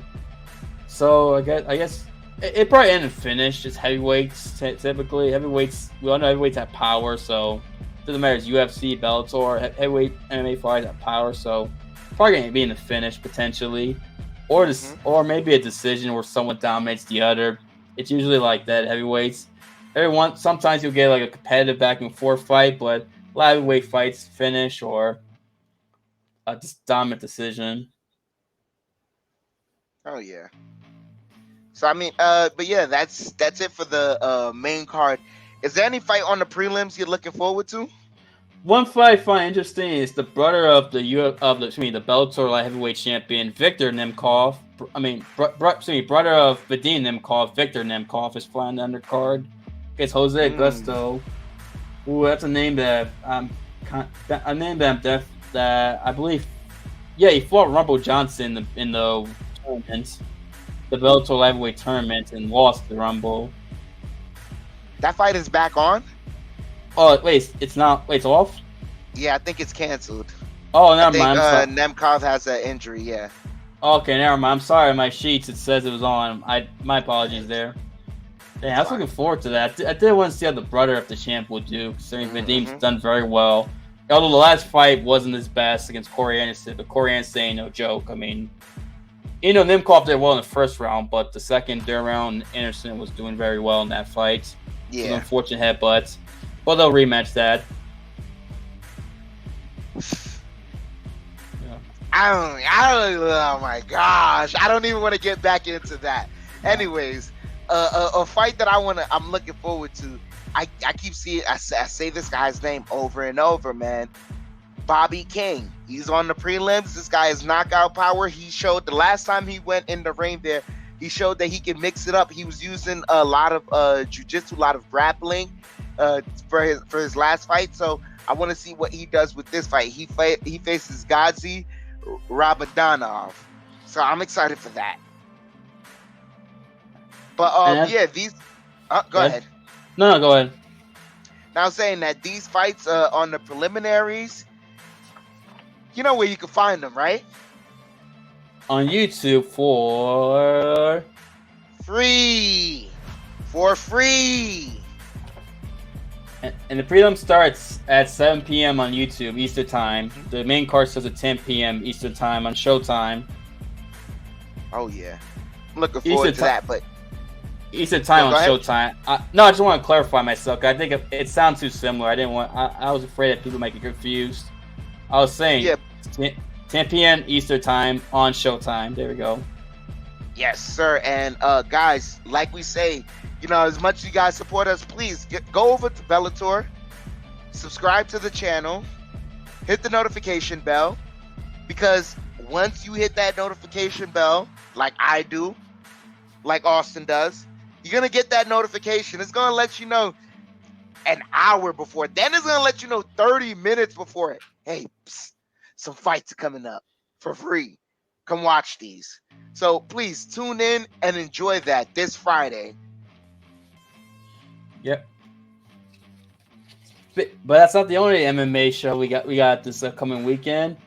This Saturday, live from Britannia, London, England, or Britannia, as it used to be known as, UFC's return to London after a legendary, and I mean freaking legendary show in March, which was, event of the year. That's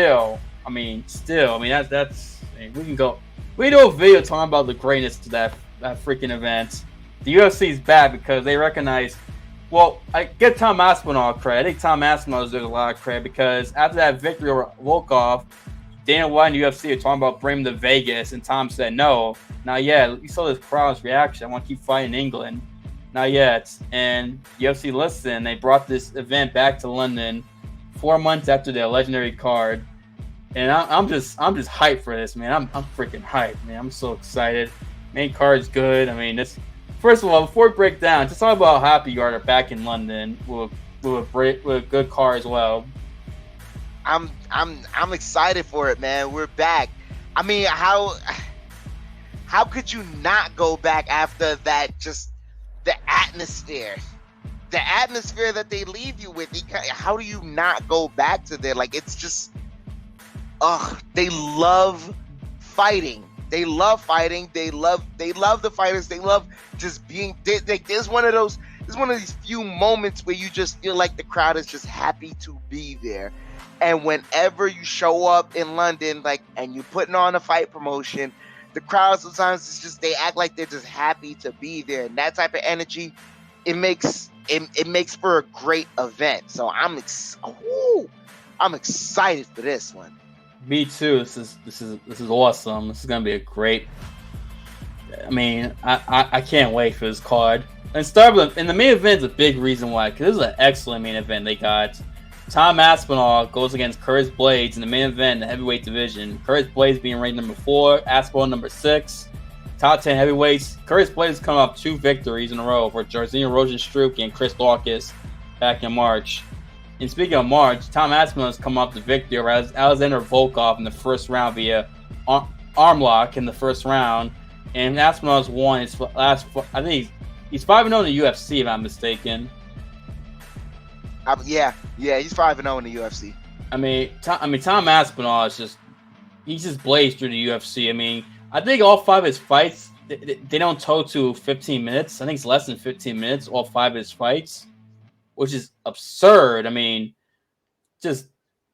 it's less than 15 or 25 minutes. I was reading stats. I think all his fights in the UFC are less than a 5-round fight or 3 rounds.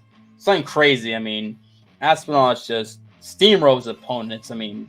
My goodness. I remember watching him make his UFC debut against Jake Collier, where in my opinion, he clowned Jake Collier. Like, the way he finished it was like, I didn't realize how good Aspinall was. I was just more like, damn, you got beat up like that. To Collier, not recognizing the greatness of Tom Aspinall.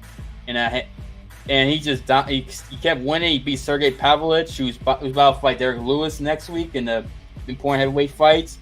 Beat Andre Arlovsky after Arlovsky had some success. In the second round, he just shows offensive grappling, just submitted him so easily, which is crazy. And then, of course, the Volkov fight in front of sold out from his home country in UFC in the O2 Arena. In the main events against Volkov, who's a veteran who's very good. Made him look like an amateur. I hate to say it, but like that. Just destroyed him so easily, which no one does to Volkov. I mean, Volkov last month came back and knocked out Josiah Rosenstruck, showcasing he's still a elite heavyweight. And I mean, Aspinall, I'm high on Aspinall, basically. I see why the British were so high on him. Just hearing from British MMA fans about Tom Aspinall, I get it now. I understand. But Curtis Blaydes is as tough as opponents. Curtis Blaydes is a very talented wrestler who can take guys down. He has taken a lot of guys down. I think he's top 10 in takedowns in the UFC all time with like 60-something in his UFC career. He tends to take a lot of his opponents down in most of his fights and has a lot of success in almost all his fights. The only time the takedown didn't work was the Derek Lewis fight where Lewis called him the uppercut. But that's Derek freaking Lewis. Most guys get touched by a Lewis uppercut. Or Derek Lewis general, they're going night-nights. Or getting rocked hard. Lewis has got that power. But Curtis Blaydes, great wrestler. And he's also been working in striking. Got power in his hands too. I mean, this is a tough fight for Aspinall. And also for Curtis Blaydes too. Because one thing about Tom Aspinall that makes him so good is his hand speed's ridiculous. That guy's hand speed's like a freaking welterweight. I mean, I've never seen... I don't recall heavyweight having that fast hands. I mean, ever. I mean, I don't recall. It's so quick that it's like, what the F? How the heck do you land that many shots already? And to me, I think Tom Aspinall will win this fight because I think the hand speed. Also, Aspinall's a very good grappler. He has a grappling background, not a wrestling background, but comes from grappling originally. What's the later on that they started training with hands and they recognize his hand speed, how quick it is. And I think Curtis Blaydes. One thing about Curtis Blaydes in his career that I've noticed is that sometimes if he gets a knockout, he'll start falling in love with the knockout and just want to stand and bang with guys. In his last fight, he got a knockout with Chris Daukaus. And sometimes I'm wondering if Curtis Blaydes can get too in love with striking to the point where he might forget about the offensive wrestling and just want to trade with Tom Aspinall, which I wouldn't do. And also, I mean, that's something that might happen, but even if he decides to get for a takedown, Tom Aspinall does have a grappling background. I do wonder if Tom Aspinall maybe might do something and cause Curtis Blaydes to be a little bit more cautious with his wrestling, which maybe that could allow Tom Aspinall to get back on his feet and keep it standing. And if it keeps it standing, it might demoralize Curtis Blaydes potentially, and maybe Tom Aspinall catch him. I can see that happening. This is me personally, but go Dotson's fight. I was saying I agree with you. There's a myriad of ways that this fight could go, but I'm in complete agreement because I just don't think Curtis Blaydes at heavyweight has ever faced a more fluid athlete than Tom Aspinall. I'm looking at Curtis Blaydes, and if he at least had an experience, like if he at least had a fight with Cyril Gane, then I would have been more comfortable with him entering in the fight with Tom Aspinall, because I'm not saying that Cyril Gane and Tom Aspinall are similar, but just not their striking style or anything, but the fluidity of movement. Cyril Gane does not move like a conventional heavyweight. In a similar sense, Tom Aspinall does not move like a conventional heavyweight.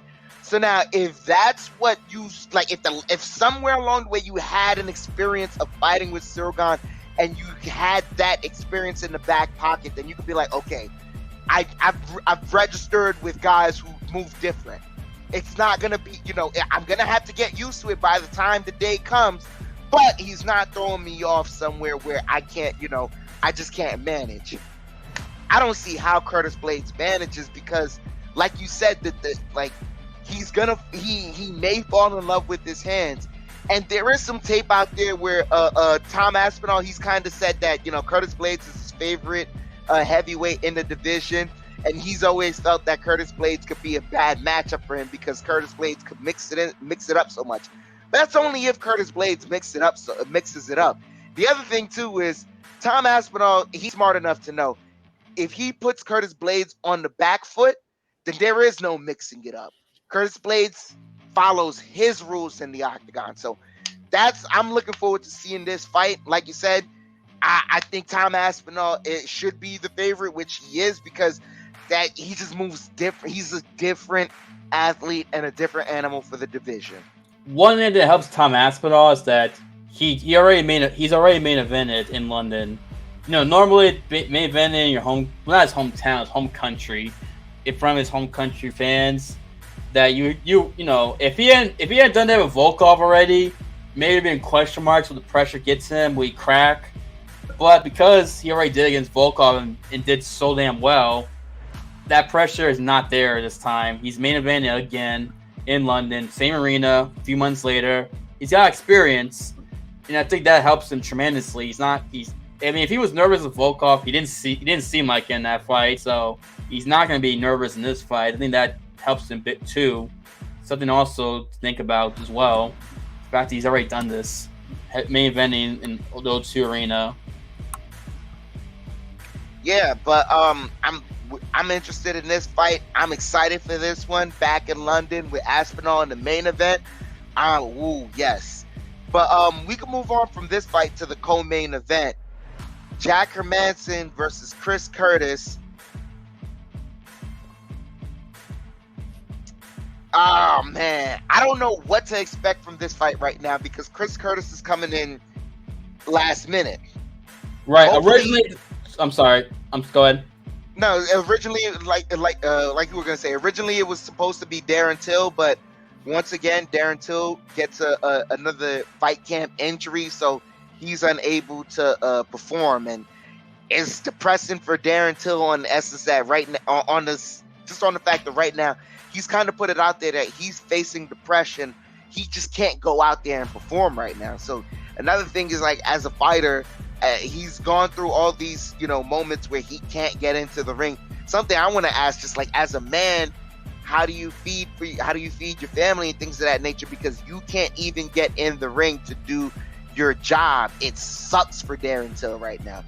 But the show has to go on, and we get Jack the Joker Hermansson versus Chris Curtis. I'm expecting a lot of striking in this one. I'm expecting a whole lot of striking, though the first thing that comes to mind when I see this fight is I think Jack should be favored because he has the length over Chris and he has been preparing longer than Chris Curtis. Chris Curtis usually a guy that steps in short notice really doesn't get the victory like that. So Chris Curtis is doing the UFC a favor here, but also doing himself a favor by jumping into the co-main event. In order for Chris Curtis to win, me personally, and I'm a big fan of him, I need him to get on the inside of Jack Hermansson, and from there, let his striking shine. But he has to get on the inside. And another thing, too, is defend all the takedowns, because Jack will take you down to bloody you up in the ground and pound. You really defend all forms of grappling from Jack Hermansson. But that would be my analysis there. What say you, Austin? First of all, I gotta give Chris Curtis a credit for taking this fight in short notice. Now, granted, he fought recently. He fought at the end of June on the Gamrot and Tsarukyan card against Rodolfo Vieira. So he was, I guess, somewhat in shape, but he fought recently. It wasn't like he fought like in April and then didn't take short notice. So, I mean, he fought recently and he was able to do a quick turnaround. So we have Chris Curtis shout out for taking his fights. And I'm a big Chris Curtis fan. Very talented. I mean, this guy, he tended to do well in short notice. I mean, his first 2 UFC fights were short notice. When he knocked out Brandon Allen and Phil Hawes.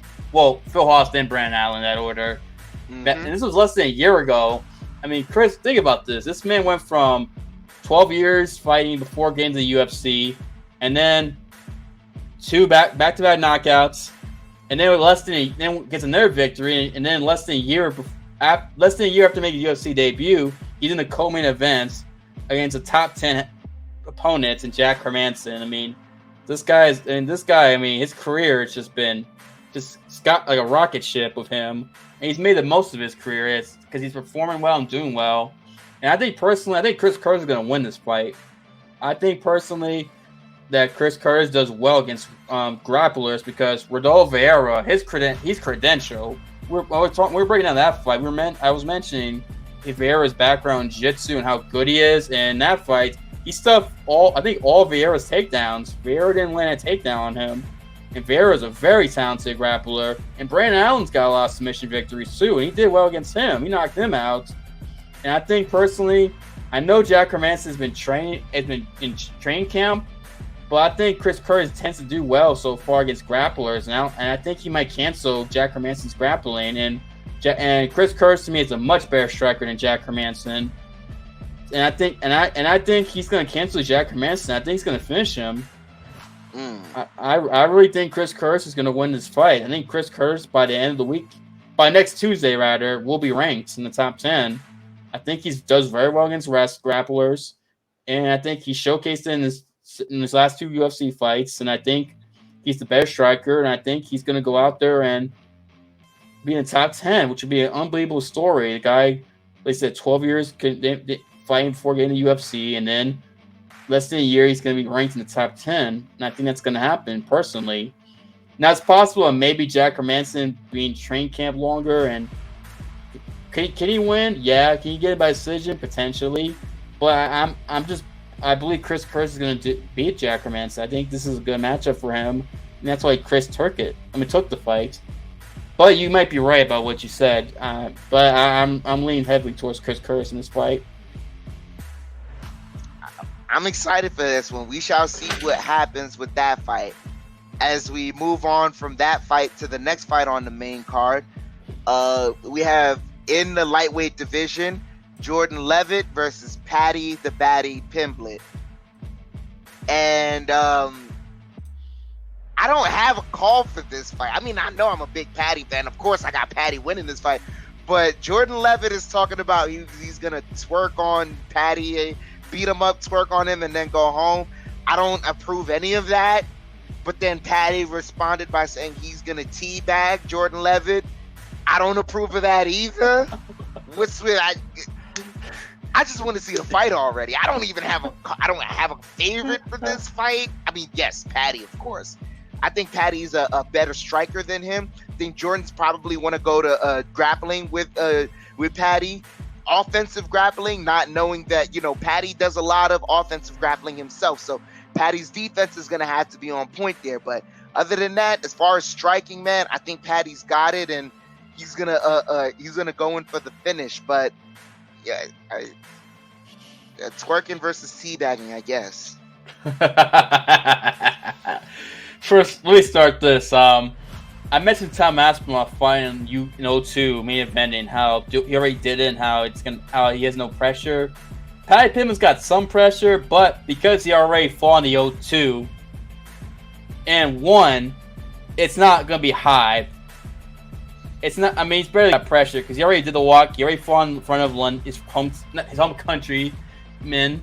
He won recently. Now he's doing this again. It's like deja vu almost. And I think Paddy Pimblett's gonna win because you mentioned Jourdain Levitt, not a great striker. Paddy Pimblett, better striker, a little bit underrated too as a striker. I think he's a better striker, and I know Jourdain's does a lot of offensive grappling. But Paddy Pimblett's got a lot of submission victories of his own, and he's not bad. He's not bad with his ground game. So I think it's possible if the ground games cancel each other, Paddy's gonna lay him up on the feet and potentially knock him out. And I do see that happening. I see that's the most likely outcome. Our grappling's gonna cancel each other, and Paddy's gonna knock him out. either in the first round or early second round. And I think that's going to happen. I don't think Jourdain Levitt is good enough in stand up to really do anything to Paddy. I think the striker. What's his first opponent's name? Luigi. I forget his. Luigi Venderama. Luigi Venderama seems to be a much better striker than Jourdain Levitt based on Levitt's performances. And I think that's Luigi was a better striker, and he hurt Paddy too in their fights. I don't think Jourdain's that is to the level as Luigi. And I think because of the striking aspect, and they're both offensive wrestling, I think this fight favors Paddy. And I think Paddy's going to get the victory. And like I said, you can't have a guy torque after beating you, and it's not going to happen. I'm rooting for Paddy. I don't want to see it. I don't want to see it. Hey, Leo, if Paddy loses, I might not watch the rest of the event. I'm gonna keep it real with you. I know. I'm not gonna watch the rest of the event. I need Paddy to win. I might put money on this one just to secure it. I think Paddy's gonna win. I think he's the better striker. I think the better mixed martial arts. To be honest with you, I'm really surprised if Paddy submits Jourdain Levitt. I'm gonna go out on a limb. I would not be shocked if he submits Jourdain Levitt. That wouldn't shock me at all. I wouldn't be surprised at that either, because that'd be something he'd do just to have the mic moment and say, "Yeah, lad, you thought he could submit me?" Yeah, Spouses do the knocking out and the choking out. We don't get knocked out. We don't get choked. I love it. We don't talk either. I terrible accent. We're both terrible at it. It sounds like it, but yeah, I got Pimlet. Paddy gonna win. Yeah, T-Back. It's like I feel like we're back in 2009, like remember Modern Warfare? Like we used to play it, guys, with the T-Back. That's what it reminds me of. That really started on Halo. Halo was really the old. It was the home of teabagging. They were just in. I don't know why we got off on this tangent just now. I know. That's what I'm thinking about. When I heard him say that, I was thinking about that when he sent me teabag him as a response. Really? Like, I said, really? Is this the type of time we on? Really? God, say how you really feel that. But yeah, I'm confident in Paddy. I think this is a good matchup for Paddy. Yeah. As we move on to the next fight in the card, which is a very good light heavyweight fight between Alexander Gustafsson and Nikita Krylov. And Alexander Gustafsson's going back to light heavyweight because his last fight was a heavyweight. He lost to Verdum, if I'm mistaken. I think that was his last fight.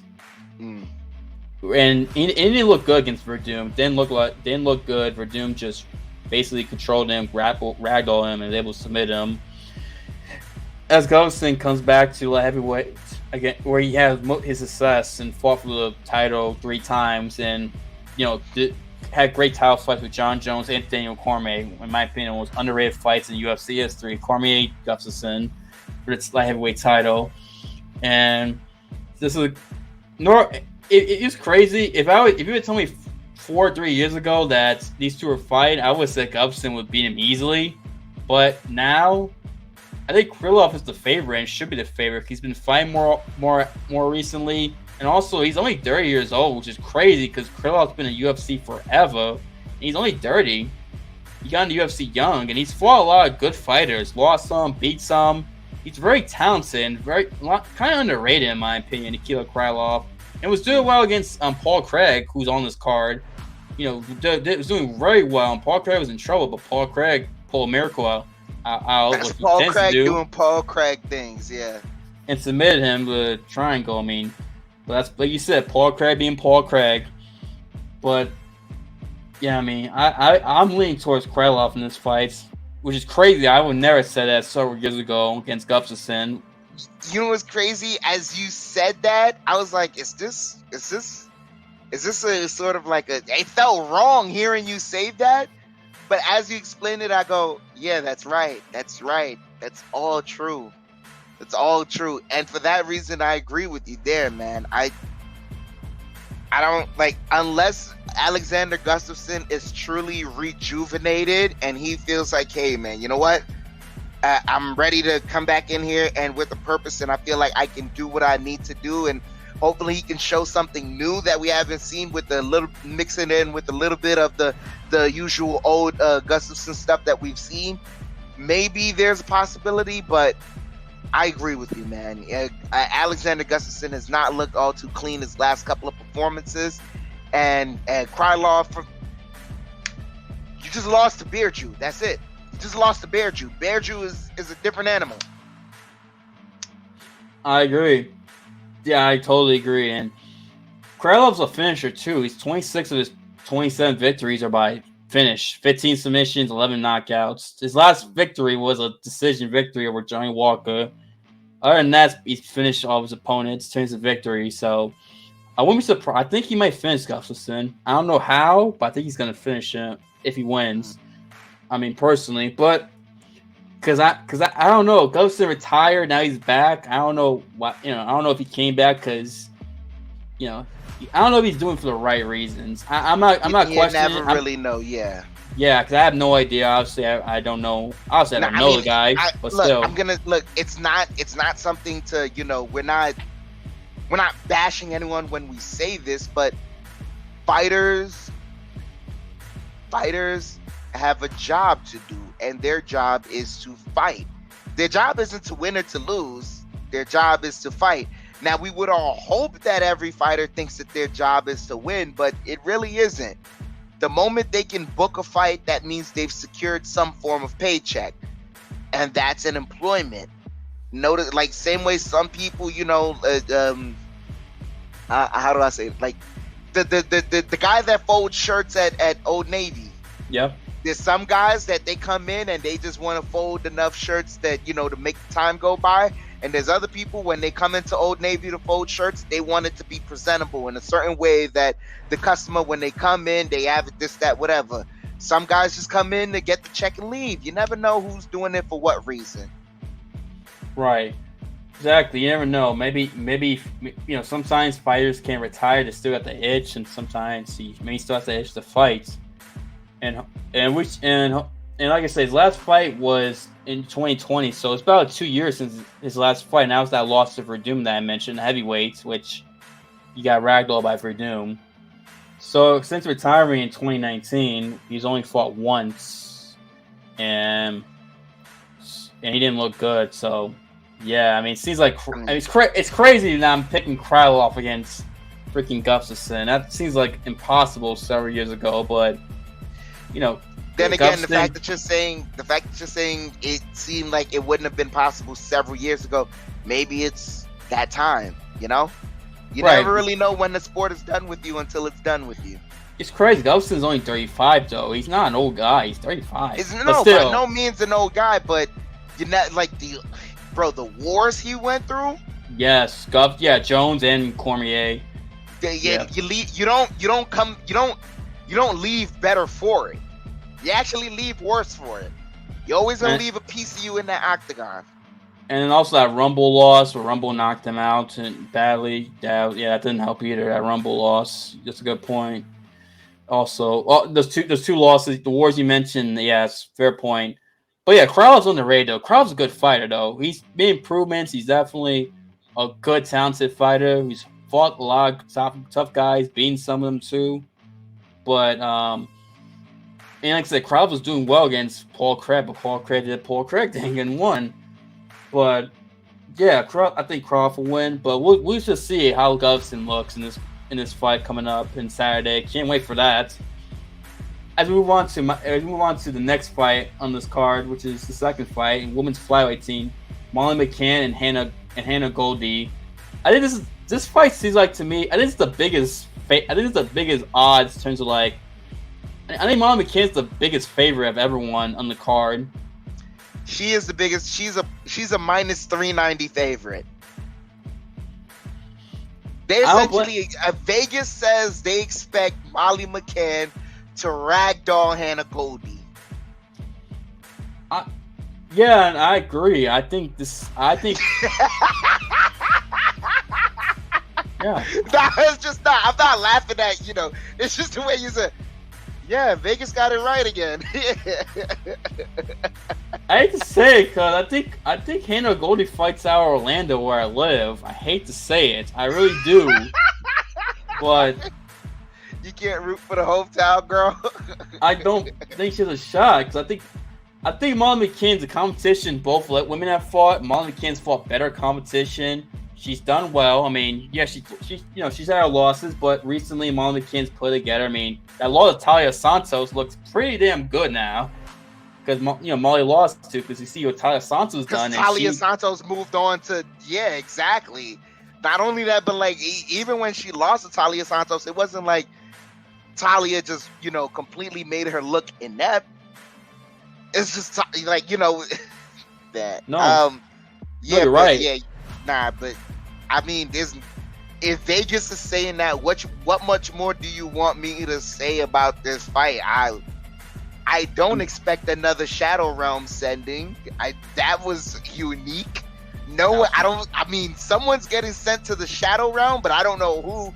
But it's not. I mean, Molly McCann isn't sending anyone to the Shadow Realm. But then again, she might. All I know is in this arena, with this crowd, Molly, that first round, if Hannah Goldie can survive that first round, then she can maybe coast her way to a decision loss. But I got Molly McCann winning this one because she gets on fire in front of her home crowd. She does, and also, I mean, Molly McCann, she's got victories over Ji Young Kim in the fight of night back in September when that was the British invasion, as you mentioned, and also she got victory over Aaron Lipsky decision, who's not a bad, very good fighter, and also. She also beat a woman that beat Hannah Goldie and Diana. She don't butcher her name. Diana Beltita. She has a bunch of different different stuff, or Europeans have those weird things. That's why I don't want to insult them. I forget what they're called. I'm forgetting the moment. My apologies. But yeah, she got a victory over her who beat Hannah Goldie. So it's like I know sometimes the MMA map doesn't work, but sometimes it doesn't work always. It doesn't work always, but sometimes it can. Yeah, it can, and I just think Molly in the competition level is just better than Hannah Goldie at the moment. And not only that, fighting 0-2, getting an impressive knockout, fighting in front of England. No, it's not gonna be nervous. It's not gonna be nervous for her. It's just gonna be like, oh, I'm fine. Yeah, it's gonna be good for her. I do fighting back home again. Yeah, exactly. Back home, from her friends, family, potentially. Well, not all of them, but some of them, because she's from Liverpool. Liverpool's in the northern part, London's in the south.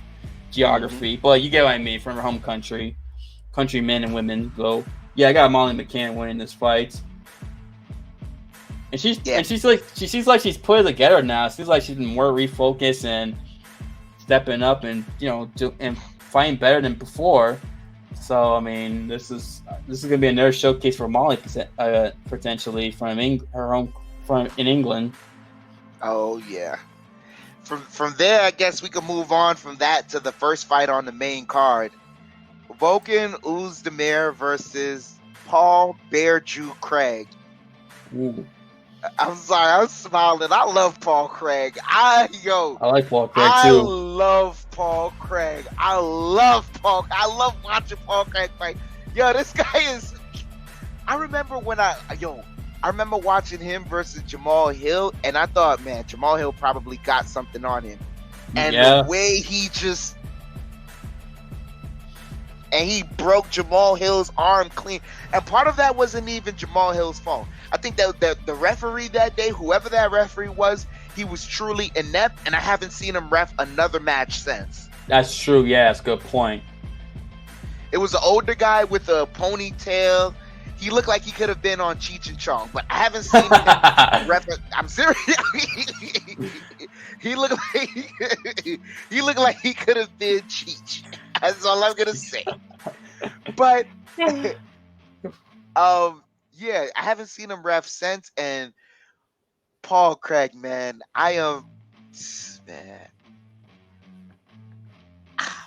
know how this fight is gonna go. I'm excited for it. I got Paul Craig winning this one because I'm a fan of Paul Craig. It's a bias decision for me. What do you say? I got Paul Craig winning the fight too.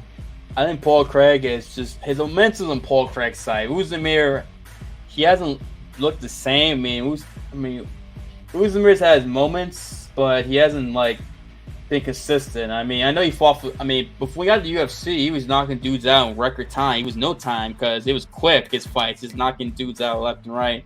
Got the top fight, Cormier dominated him. Whooped him, beat him up, pillar the post. Especially that finish where he got in the crucifix and just ground and just dominated him at one point. But Uzdemir has traded wins. He's traded some wins and losses since that loss to Cormier for the title back in 2018. Yeah. And I remember that fight, Magomed Ankalaev. The first couple of minutes, he was doing well, but then Ankalaev, I forgot, he checked a kick or hit him with something, and Uzdemir just his mentality changed, almost like he just didn't even want to finish by Ankalaev. It was so weird watching that fight. You remember in Abu Dhabi in October in that pay-per-view? Yes. Yeah, where Uzdemir did well first couple of minutes, and then I don't remember. He shied away from Ankalaev. And especially, you know what's crazy? What? For that performance, and then the last performance that Ankalaev put up, it wasn't really that exciting. It's something that, if Uzdemir took care of his business, that could have been him in that spot. I agree. Totally agree with you there. And I forget what Ankalaev did to cause him to do that. But just more like he just want to survive, and instead of going for the win, probably finish. It was so bizarre what happened in that fight. But and before they lost to Yuri knocked him out, and that was Yuri's debut against Uzdemir back in the first Fight Island pay-per-view. And since then, so I don't think Uzdemir is not it seems like he's going downward right now, while Paul Craig's going upward. And I think Paul Craig's submission game, which is very talented submission guy. We've seen it. Jamal Hill, Krylov. For example, his recent performances, I think Paul Craig submits Uzdemir. I wasn't surprised if maybe he catches Uzdemir and he gets in a submission where Uzdemir tries to go for clinch work and catches him there potentially, or maybe he fights in the ground and gets him. I wouldn't surprise me either way. I think Paul Craig has the momentum. I think he's going to find a way to submit Uzdemir potentially. I don't know, second round maybe.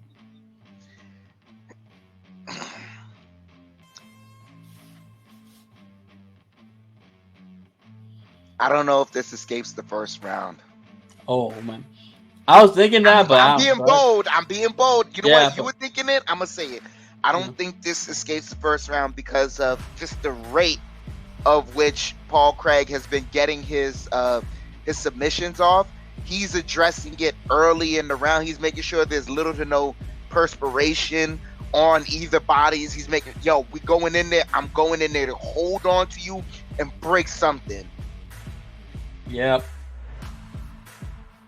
And then, matter of fact, wasn't it the Krylov matchup where both him and Krylov had heel hooks on each other? I think so. I need to watch that fight. I need to see. I gotta rewatch it because I remember both of them had heel hooks on each other, and they were someone was like, "This is just nasty. This is just nasty to see right here," because we know what the heel hooks can do, but both of them are hanging on to each other, getting ready to heel hook each other. But that's the type of stuff that Paul Craig is looking to do. I think he's gonna address Uzdemir early, and I think he's gonna try and go for that submission early in the first round. I think he's gonna capitalize and get it. That's a good point. I can see that. Paul Craig's submission game is pretty damn good. He's got submission jiu-jitsu. I mentioned Oliveira and Ortega, but I forget about Paul Craig. That's a shame on my part for not mentioning Craig for best submission game in the UFC. That's a shame on my part. And he moves like a Dagestani wrestler too, because he comes in with the same pressure. You know what he's gonna do. He's not really looking to strike with you. He's gonna get close enough. He's gonna hold on to you. He'll slam you down into the ground, and then from there, you're at his mercy. Yeah. But that forward pressure, all the Dagestani Sambo is when they come into the when they come, whatever organization, that forward pressure that they provide, that's something that no one has yet to solve. How to put the Dagestani wrestler on their back foot. I think that'll make a lot of difference for a lot of people. I think even someone who showed that, Rafion Stotts. Yeah, Stotts did. Oh yeah, Stotts did that very well in Bellator. Magomed Magomedov. Yeah, good point. Yes, a very good point there. Yeah, but I'm excited. This main card is excellent. Very excellent main card for London. They did a good job. Like the last time was really stacked. This time they came back stacked again.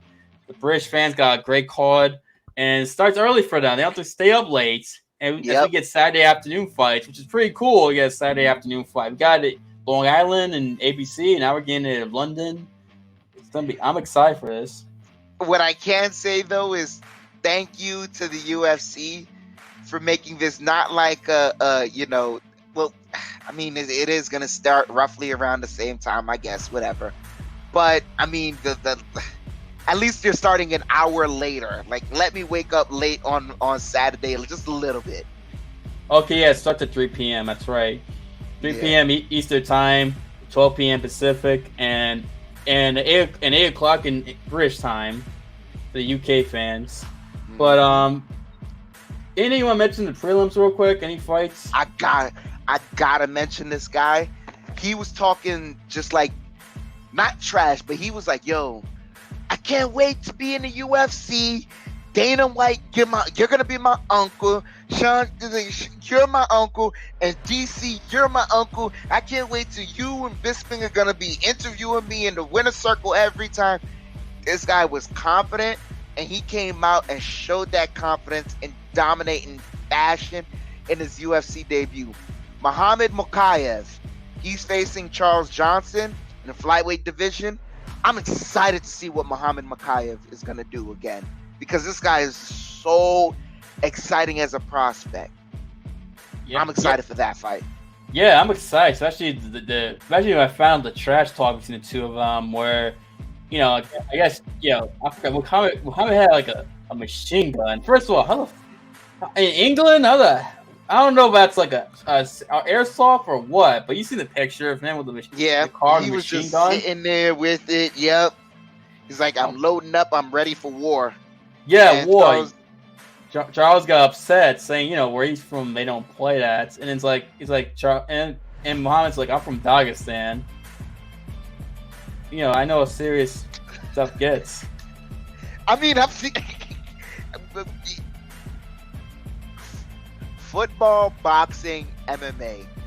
These three sports is where the tough guys come together.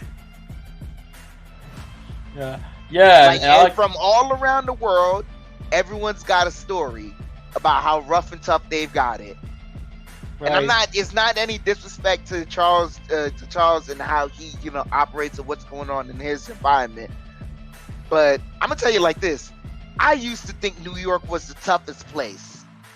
I used to think New York had the most, the craziest gangbangers and all that. Until you do your research on what's happening out west, and you go, well, damn, those guys and the gang warfare over there is crazy. And then you do some more research and you see where all the gang warfare is going on in other parts of the world, and you go, okay, it's not as bad over here. It's bad, but it's not as bad over here. You just kind of put it in retrospect. Like, everyone has a story from where they're from, bro. At the end of the day, get into the ring, and if this guy puts a hurting on you, then hey, he's gonna talk more trash. Yeah, I agree. It built my excitement for the fight, because now there's like somewhat more animosity towards each other. Now they really both want to go at each other. I mean, I can imagine the weigh-ins on Friday. What that's gonna be like, or tomorrow, where those two face off. I mean, that's it. Even security, I don't know. Hopefully, there's somebody that can separate two of them. But then they're really gonna get each other's face. Yeah. A fight I want to mention on the card is Daniel Wood against Charles Rosa. On that fight, I'm looking forward to in the featherweight division. I think that Daniel used to be a bantamweight at one point, most of his career. I guess he went up to featherweight. Now, Daniel Wood's a very talented fighter. He did well in bantamweight. He was doing and he lost to John Dobson. What was it like? It's like back in 2020 before the pandemic. But this is a guy who looked like a rising contender in the bantamweight division. Won his first several fights in the UFC. I believe he's ranked 2. I guess he's going up to featherweight now. Maybe I don't know if it was a short notice thing or maybe he's moving up as a new weight class. But Dana Wood, very talented fighter. Guy got some knockout abilities. Also can submit. Can mix the martial arts. I'm excited to see how he does fighting the UK from his home countryman against Charles Rosa, a guy that people are definitely familiar with. A guy's got a lot of submission wins himself, 8 submission wins. So this should be a very. He's come off 2 back-to-back losses. Not Wood, excuse me. Charles Rosa is, but still, it could be a very tough, somewhat competitive fight. But I think also it could be a fight where Dana Wood could possibly come back and win from his home countryman potentially. I'm excited to see Dana Wood back. Oh yes. Another fight for me that I'm interested in. This guy is also from the same country as Nathaniel Wood. Mark Dukesi. Yep. Yeah. Right. Mark Dukesi versus Damir Hadzovic. Mark Dukesi, he really surprised me with his performance the last time he was out. Who did he face again? Give me one moment. I just remember his performance because his striking was so good. His striking was really good. Yes, Vyacheslav Borishev. Vyacheslav Borislev. Yeah, that one was a very good fight. His striking was very, very impressive. His grappling defense was very, very impressive.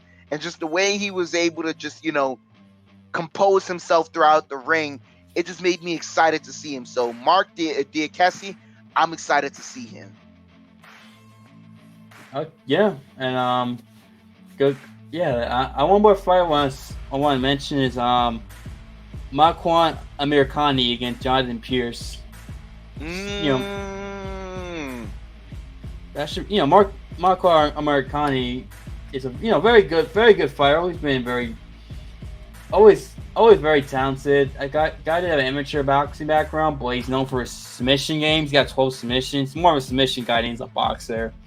But very talented guy. I believe his brother is also in the UFC, I think. I could be wrong. Because I know that last name is very similar. I think so. But not only that, but Makwan Amirkhani, he's lost. All right, lately he lost to guys. All right, Lerone Murphy. I don't know if this guy is gonna be anything special in the UFC. We'll find out. Camilla Kirk, we don't know as well. But he lost to guys like Edson Barbosa, Shane Burgos, Arnold Allen. Like he lost against guys that are competitors, like real title shot competitors in the ring. So hopefully he can. He can readjust himself and get back on the winning streak, because it seems like you only lost against the top dogs, meaning you're a dog yourself. You're a dog yourself. Where you at though amongst the jungle? We'll find out. Well, it's definitely going against a guy against Jonathan Pierce. He's won 3 in a row. 3 in a row. God, last fight was a victory with Christian Rodriguez back in February of this year. So definitely going against a guy with a lot of confidence. Ryan Hine, 3-5 win streak. So we'll interesting to see what Amir Khani does in his fights. Definitely look forward to seeing him. Most definitely. The last fight for me, I'm really interested in Ludwig Klein versus Mason Jones. Ludwig Klein, his last fight was against Devontae Smith. Is it Devontae? Is it Smith? Yes, Devontae Smith. It was I remember him, D. Smith from the Eagles. They took our receiver. Anyways, his last fight against Devontae Smith, it was a back and forth fight. Either guy could win the fight. Me personally, I thought that Devontae Smith came out on top of that fight. But Ludwig Klein came out via the decisions. So I'm looking to see, coming off of a fight like that where it was very, very close, and both guys put up a very good performance. What are you going to do now? How are you going to separate yourself? Because Devontae Smith, he's going to want his get back. Right. Right, and Mason Jones, I believe he's 11-1-1. He's a Welsh fighter from Wales.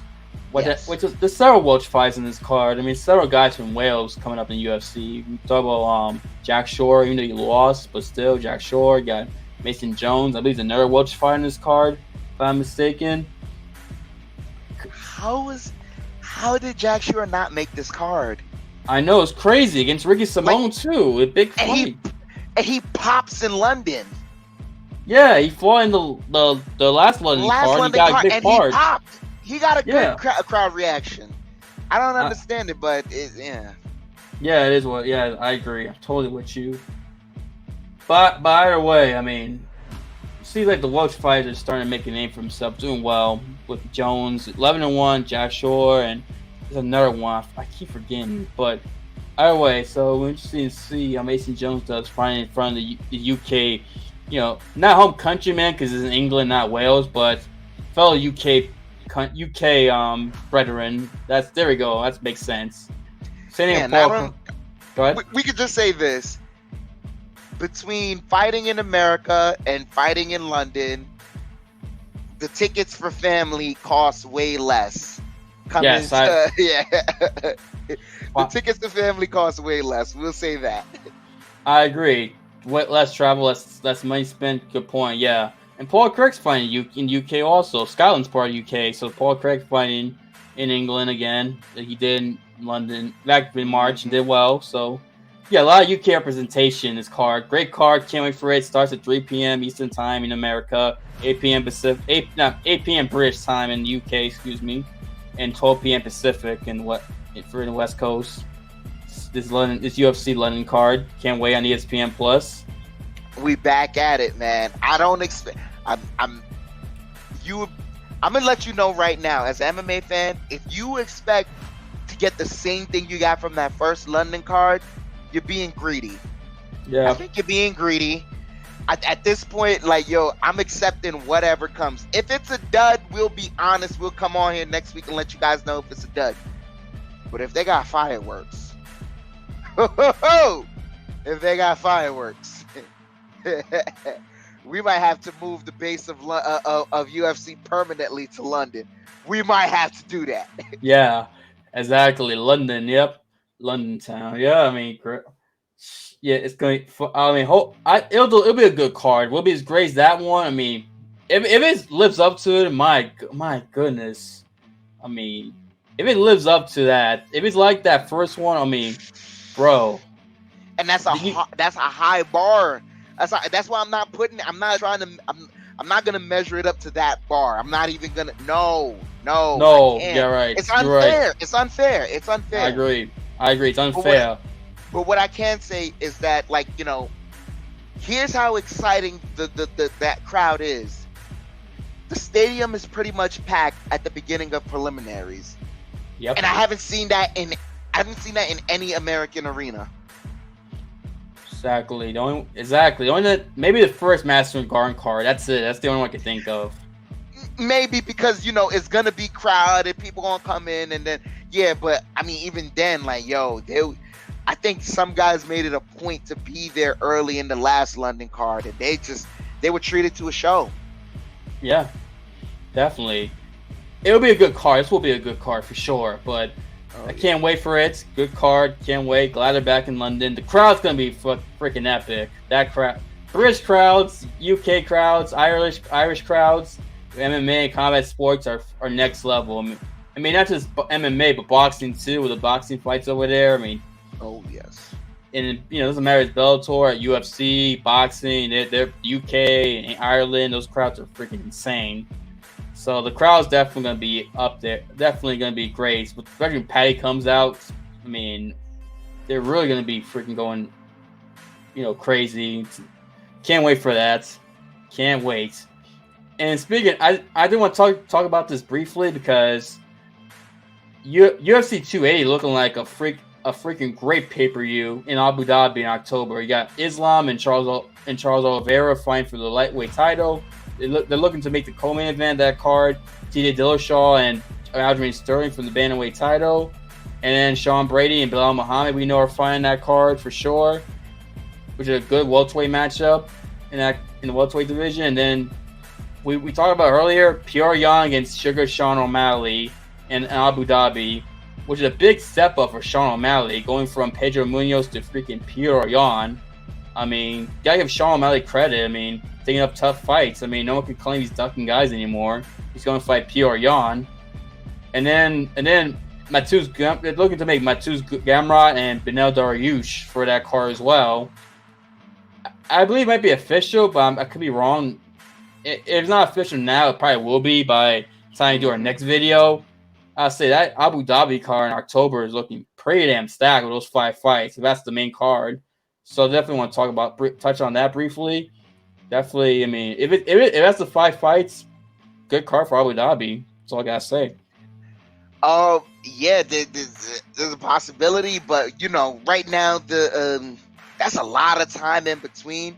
The card ain't been announced yet, but there's gonna be a lot more official news. I'm excited right now, just that news, the slate of fights coming out, because especially when you look at it, like, all right, Benil Dariush, we haven't seen him for a long time, and everyone has been saying that this guy, he should be somewhere in contention for the lightweight championship. His name should just be, he should be among the guys fighting. I agree. And not only that, and we say this, we never know if Islam would have been the guy to be facing Charles Oliveira right now, because originally it was supposed to be Islam versus Benny for the contendership. Yep. And no one, like, at that time, we didn't know what the result of that matchup was going to be. And even to this day, like, after watching Islam's last matchup, what was it, against Bobby Green? Was it Bobby Green or Dan Hooker? Yeah. No, Bobby Green stepped in for Bobby Green. Yes. Bobby Green, that one, like, come on. Bobby Green, he stepped in last minute. He helped out there, here and there, and like it was what it was. But Islam didn't, he didn't make me stray far away from looking at Benil Dariush and saying, nah, that guy should still be a contender. He should still be in the, his name should still be in the, the realm of contenders. So I'm excited for all this. It's a lot of finality. Another thing too, in regards to the Sean O'Malley matchup, man, it's just, we're going to talk about it when, we break it down, but really, man, that's just about, the pure striking. That isn't going anywhere on the ground. This fight is all about striking. So I'm excited to see the evolution of striking that is going to take place in that fight, because Sean is a naturally gifted striker and Peter Yan is naturally gifted as well. But what happens to Sean when you face a guy who, like, not only is he naturally gifted, he's starting to put it together as far as, like, he makes it make sense as far as math-wise. He's breaking you down mathematically in the ring and making adjustments. So your first round is, like, each round has to be different from the last one, striking-wise. I'm excited to see that. It's a whole lot of, good MMA fights coming up that are going to push the envelope and, blossom our fighters' IQ. I'm excited for it. I'm excited too. And also the pay-per-view before that in September, we know the main event's going to be Hamdan Chimaev and Nate Diaz, which is just a very unexpected main event for a pay-per-view. Hamza and Nate Diaz, which Nate Diaz is a star, and you want to build up Hamza, but I didn't expect that main event pay-per-view. That's like, what? So out of left field. I'm going to break down the fight when we talk about it, but based on, the fact that the UFC is comfortable putting this fight as the main event on a pay-per-view, says two things to me. It says, number one, yes, they're trying to build up Hamzat Chimaev, but number two, they're not done with Nate Diaz. I don't think they're done. And I know Nate said, this fight would be the last fight on his UFC contract. They're not done with him. I don't know if that means they're not done as far as, like, they're going to re-up him on a contract. But I also don't mean that they're not done as in, hey, Nate, there might be an opportunity here for us to go do something else. Because Dana White said, he gave up on boxing. He's just not going to try it anymore because he can't figure it out. But when you're a man as successful as Dana White is, you kind of become hard-headed, and you try to figure things out, even if it brings you problems. So, who knows? There may be an opportunity where Dana White comes back, and you may have a Diaz versus a Paul brother, and Dana's co-promoting that. Who knows? Yeah, maybe.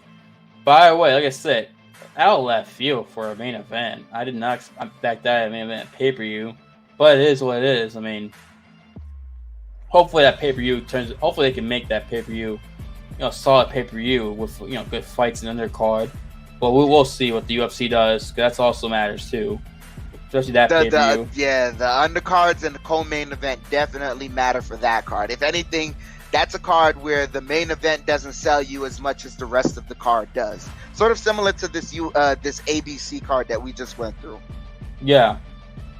But can't wait for Can't wait for the Abu Dhabi card, October card. That's gonna look freaking crazy. Can't wait.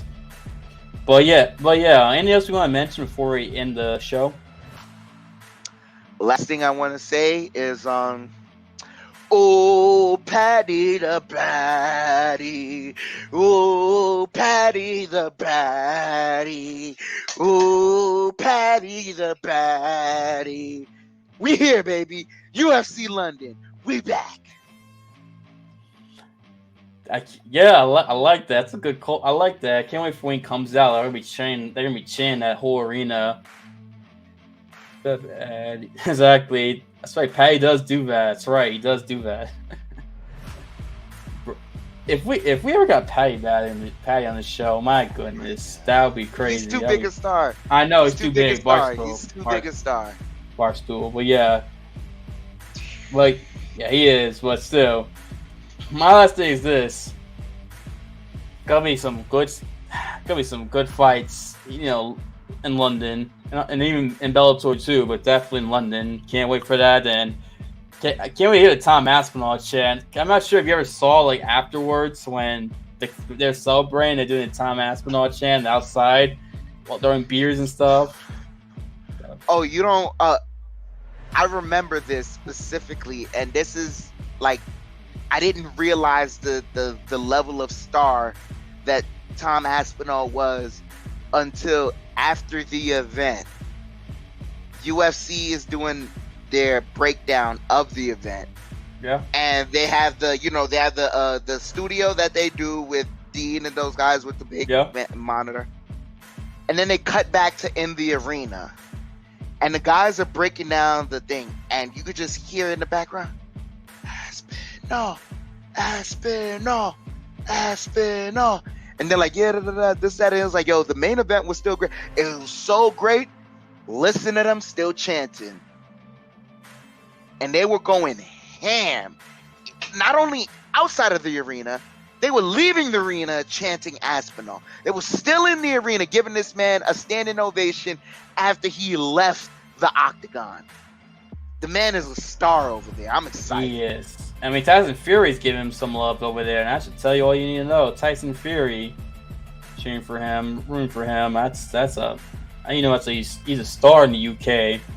Can't wait to see if he can continue that star, continue being a star and make it brighter, and potentially sneak his way into the title picture. He might get a title, potentially a title fight. Not saying he will, but I'll talk more about it if he wins Saturday. But we'll talk more about it. Open. Anyway, thank you guys for watching and listening to us. Whether you're watching us on YouTube or Rumble, or listen to us on our podcast platforms, Apple, Google Podcasts, Spotify, Anchor FM, all the podcasting platforms. Appreciate the love, support, all you guys give us, and we appreciate it. We're just two guys who love MMA talking about it. We appreciate the love, support you guys give us.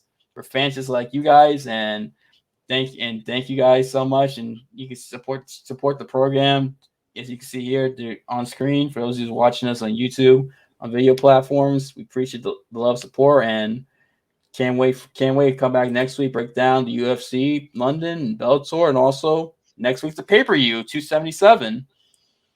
As see Patty Pimblett. I think he's gonna be doing that Saturday. I'm confident he'll be doing that as he's excited and a lot of Lipton bag lifts too.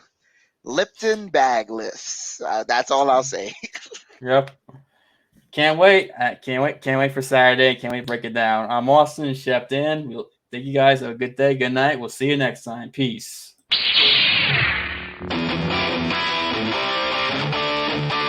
Ladies and gentlemen, we are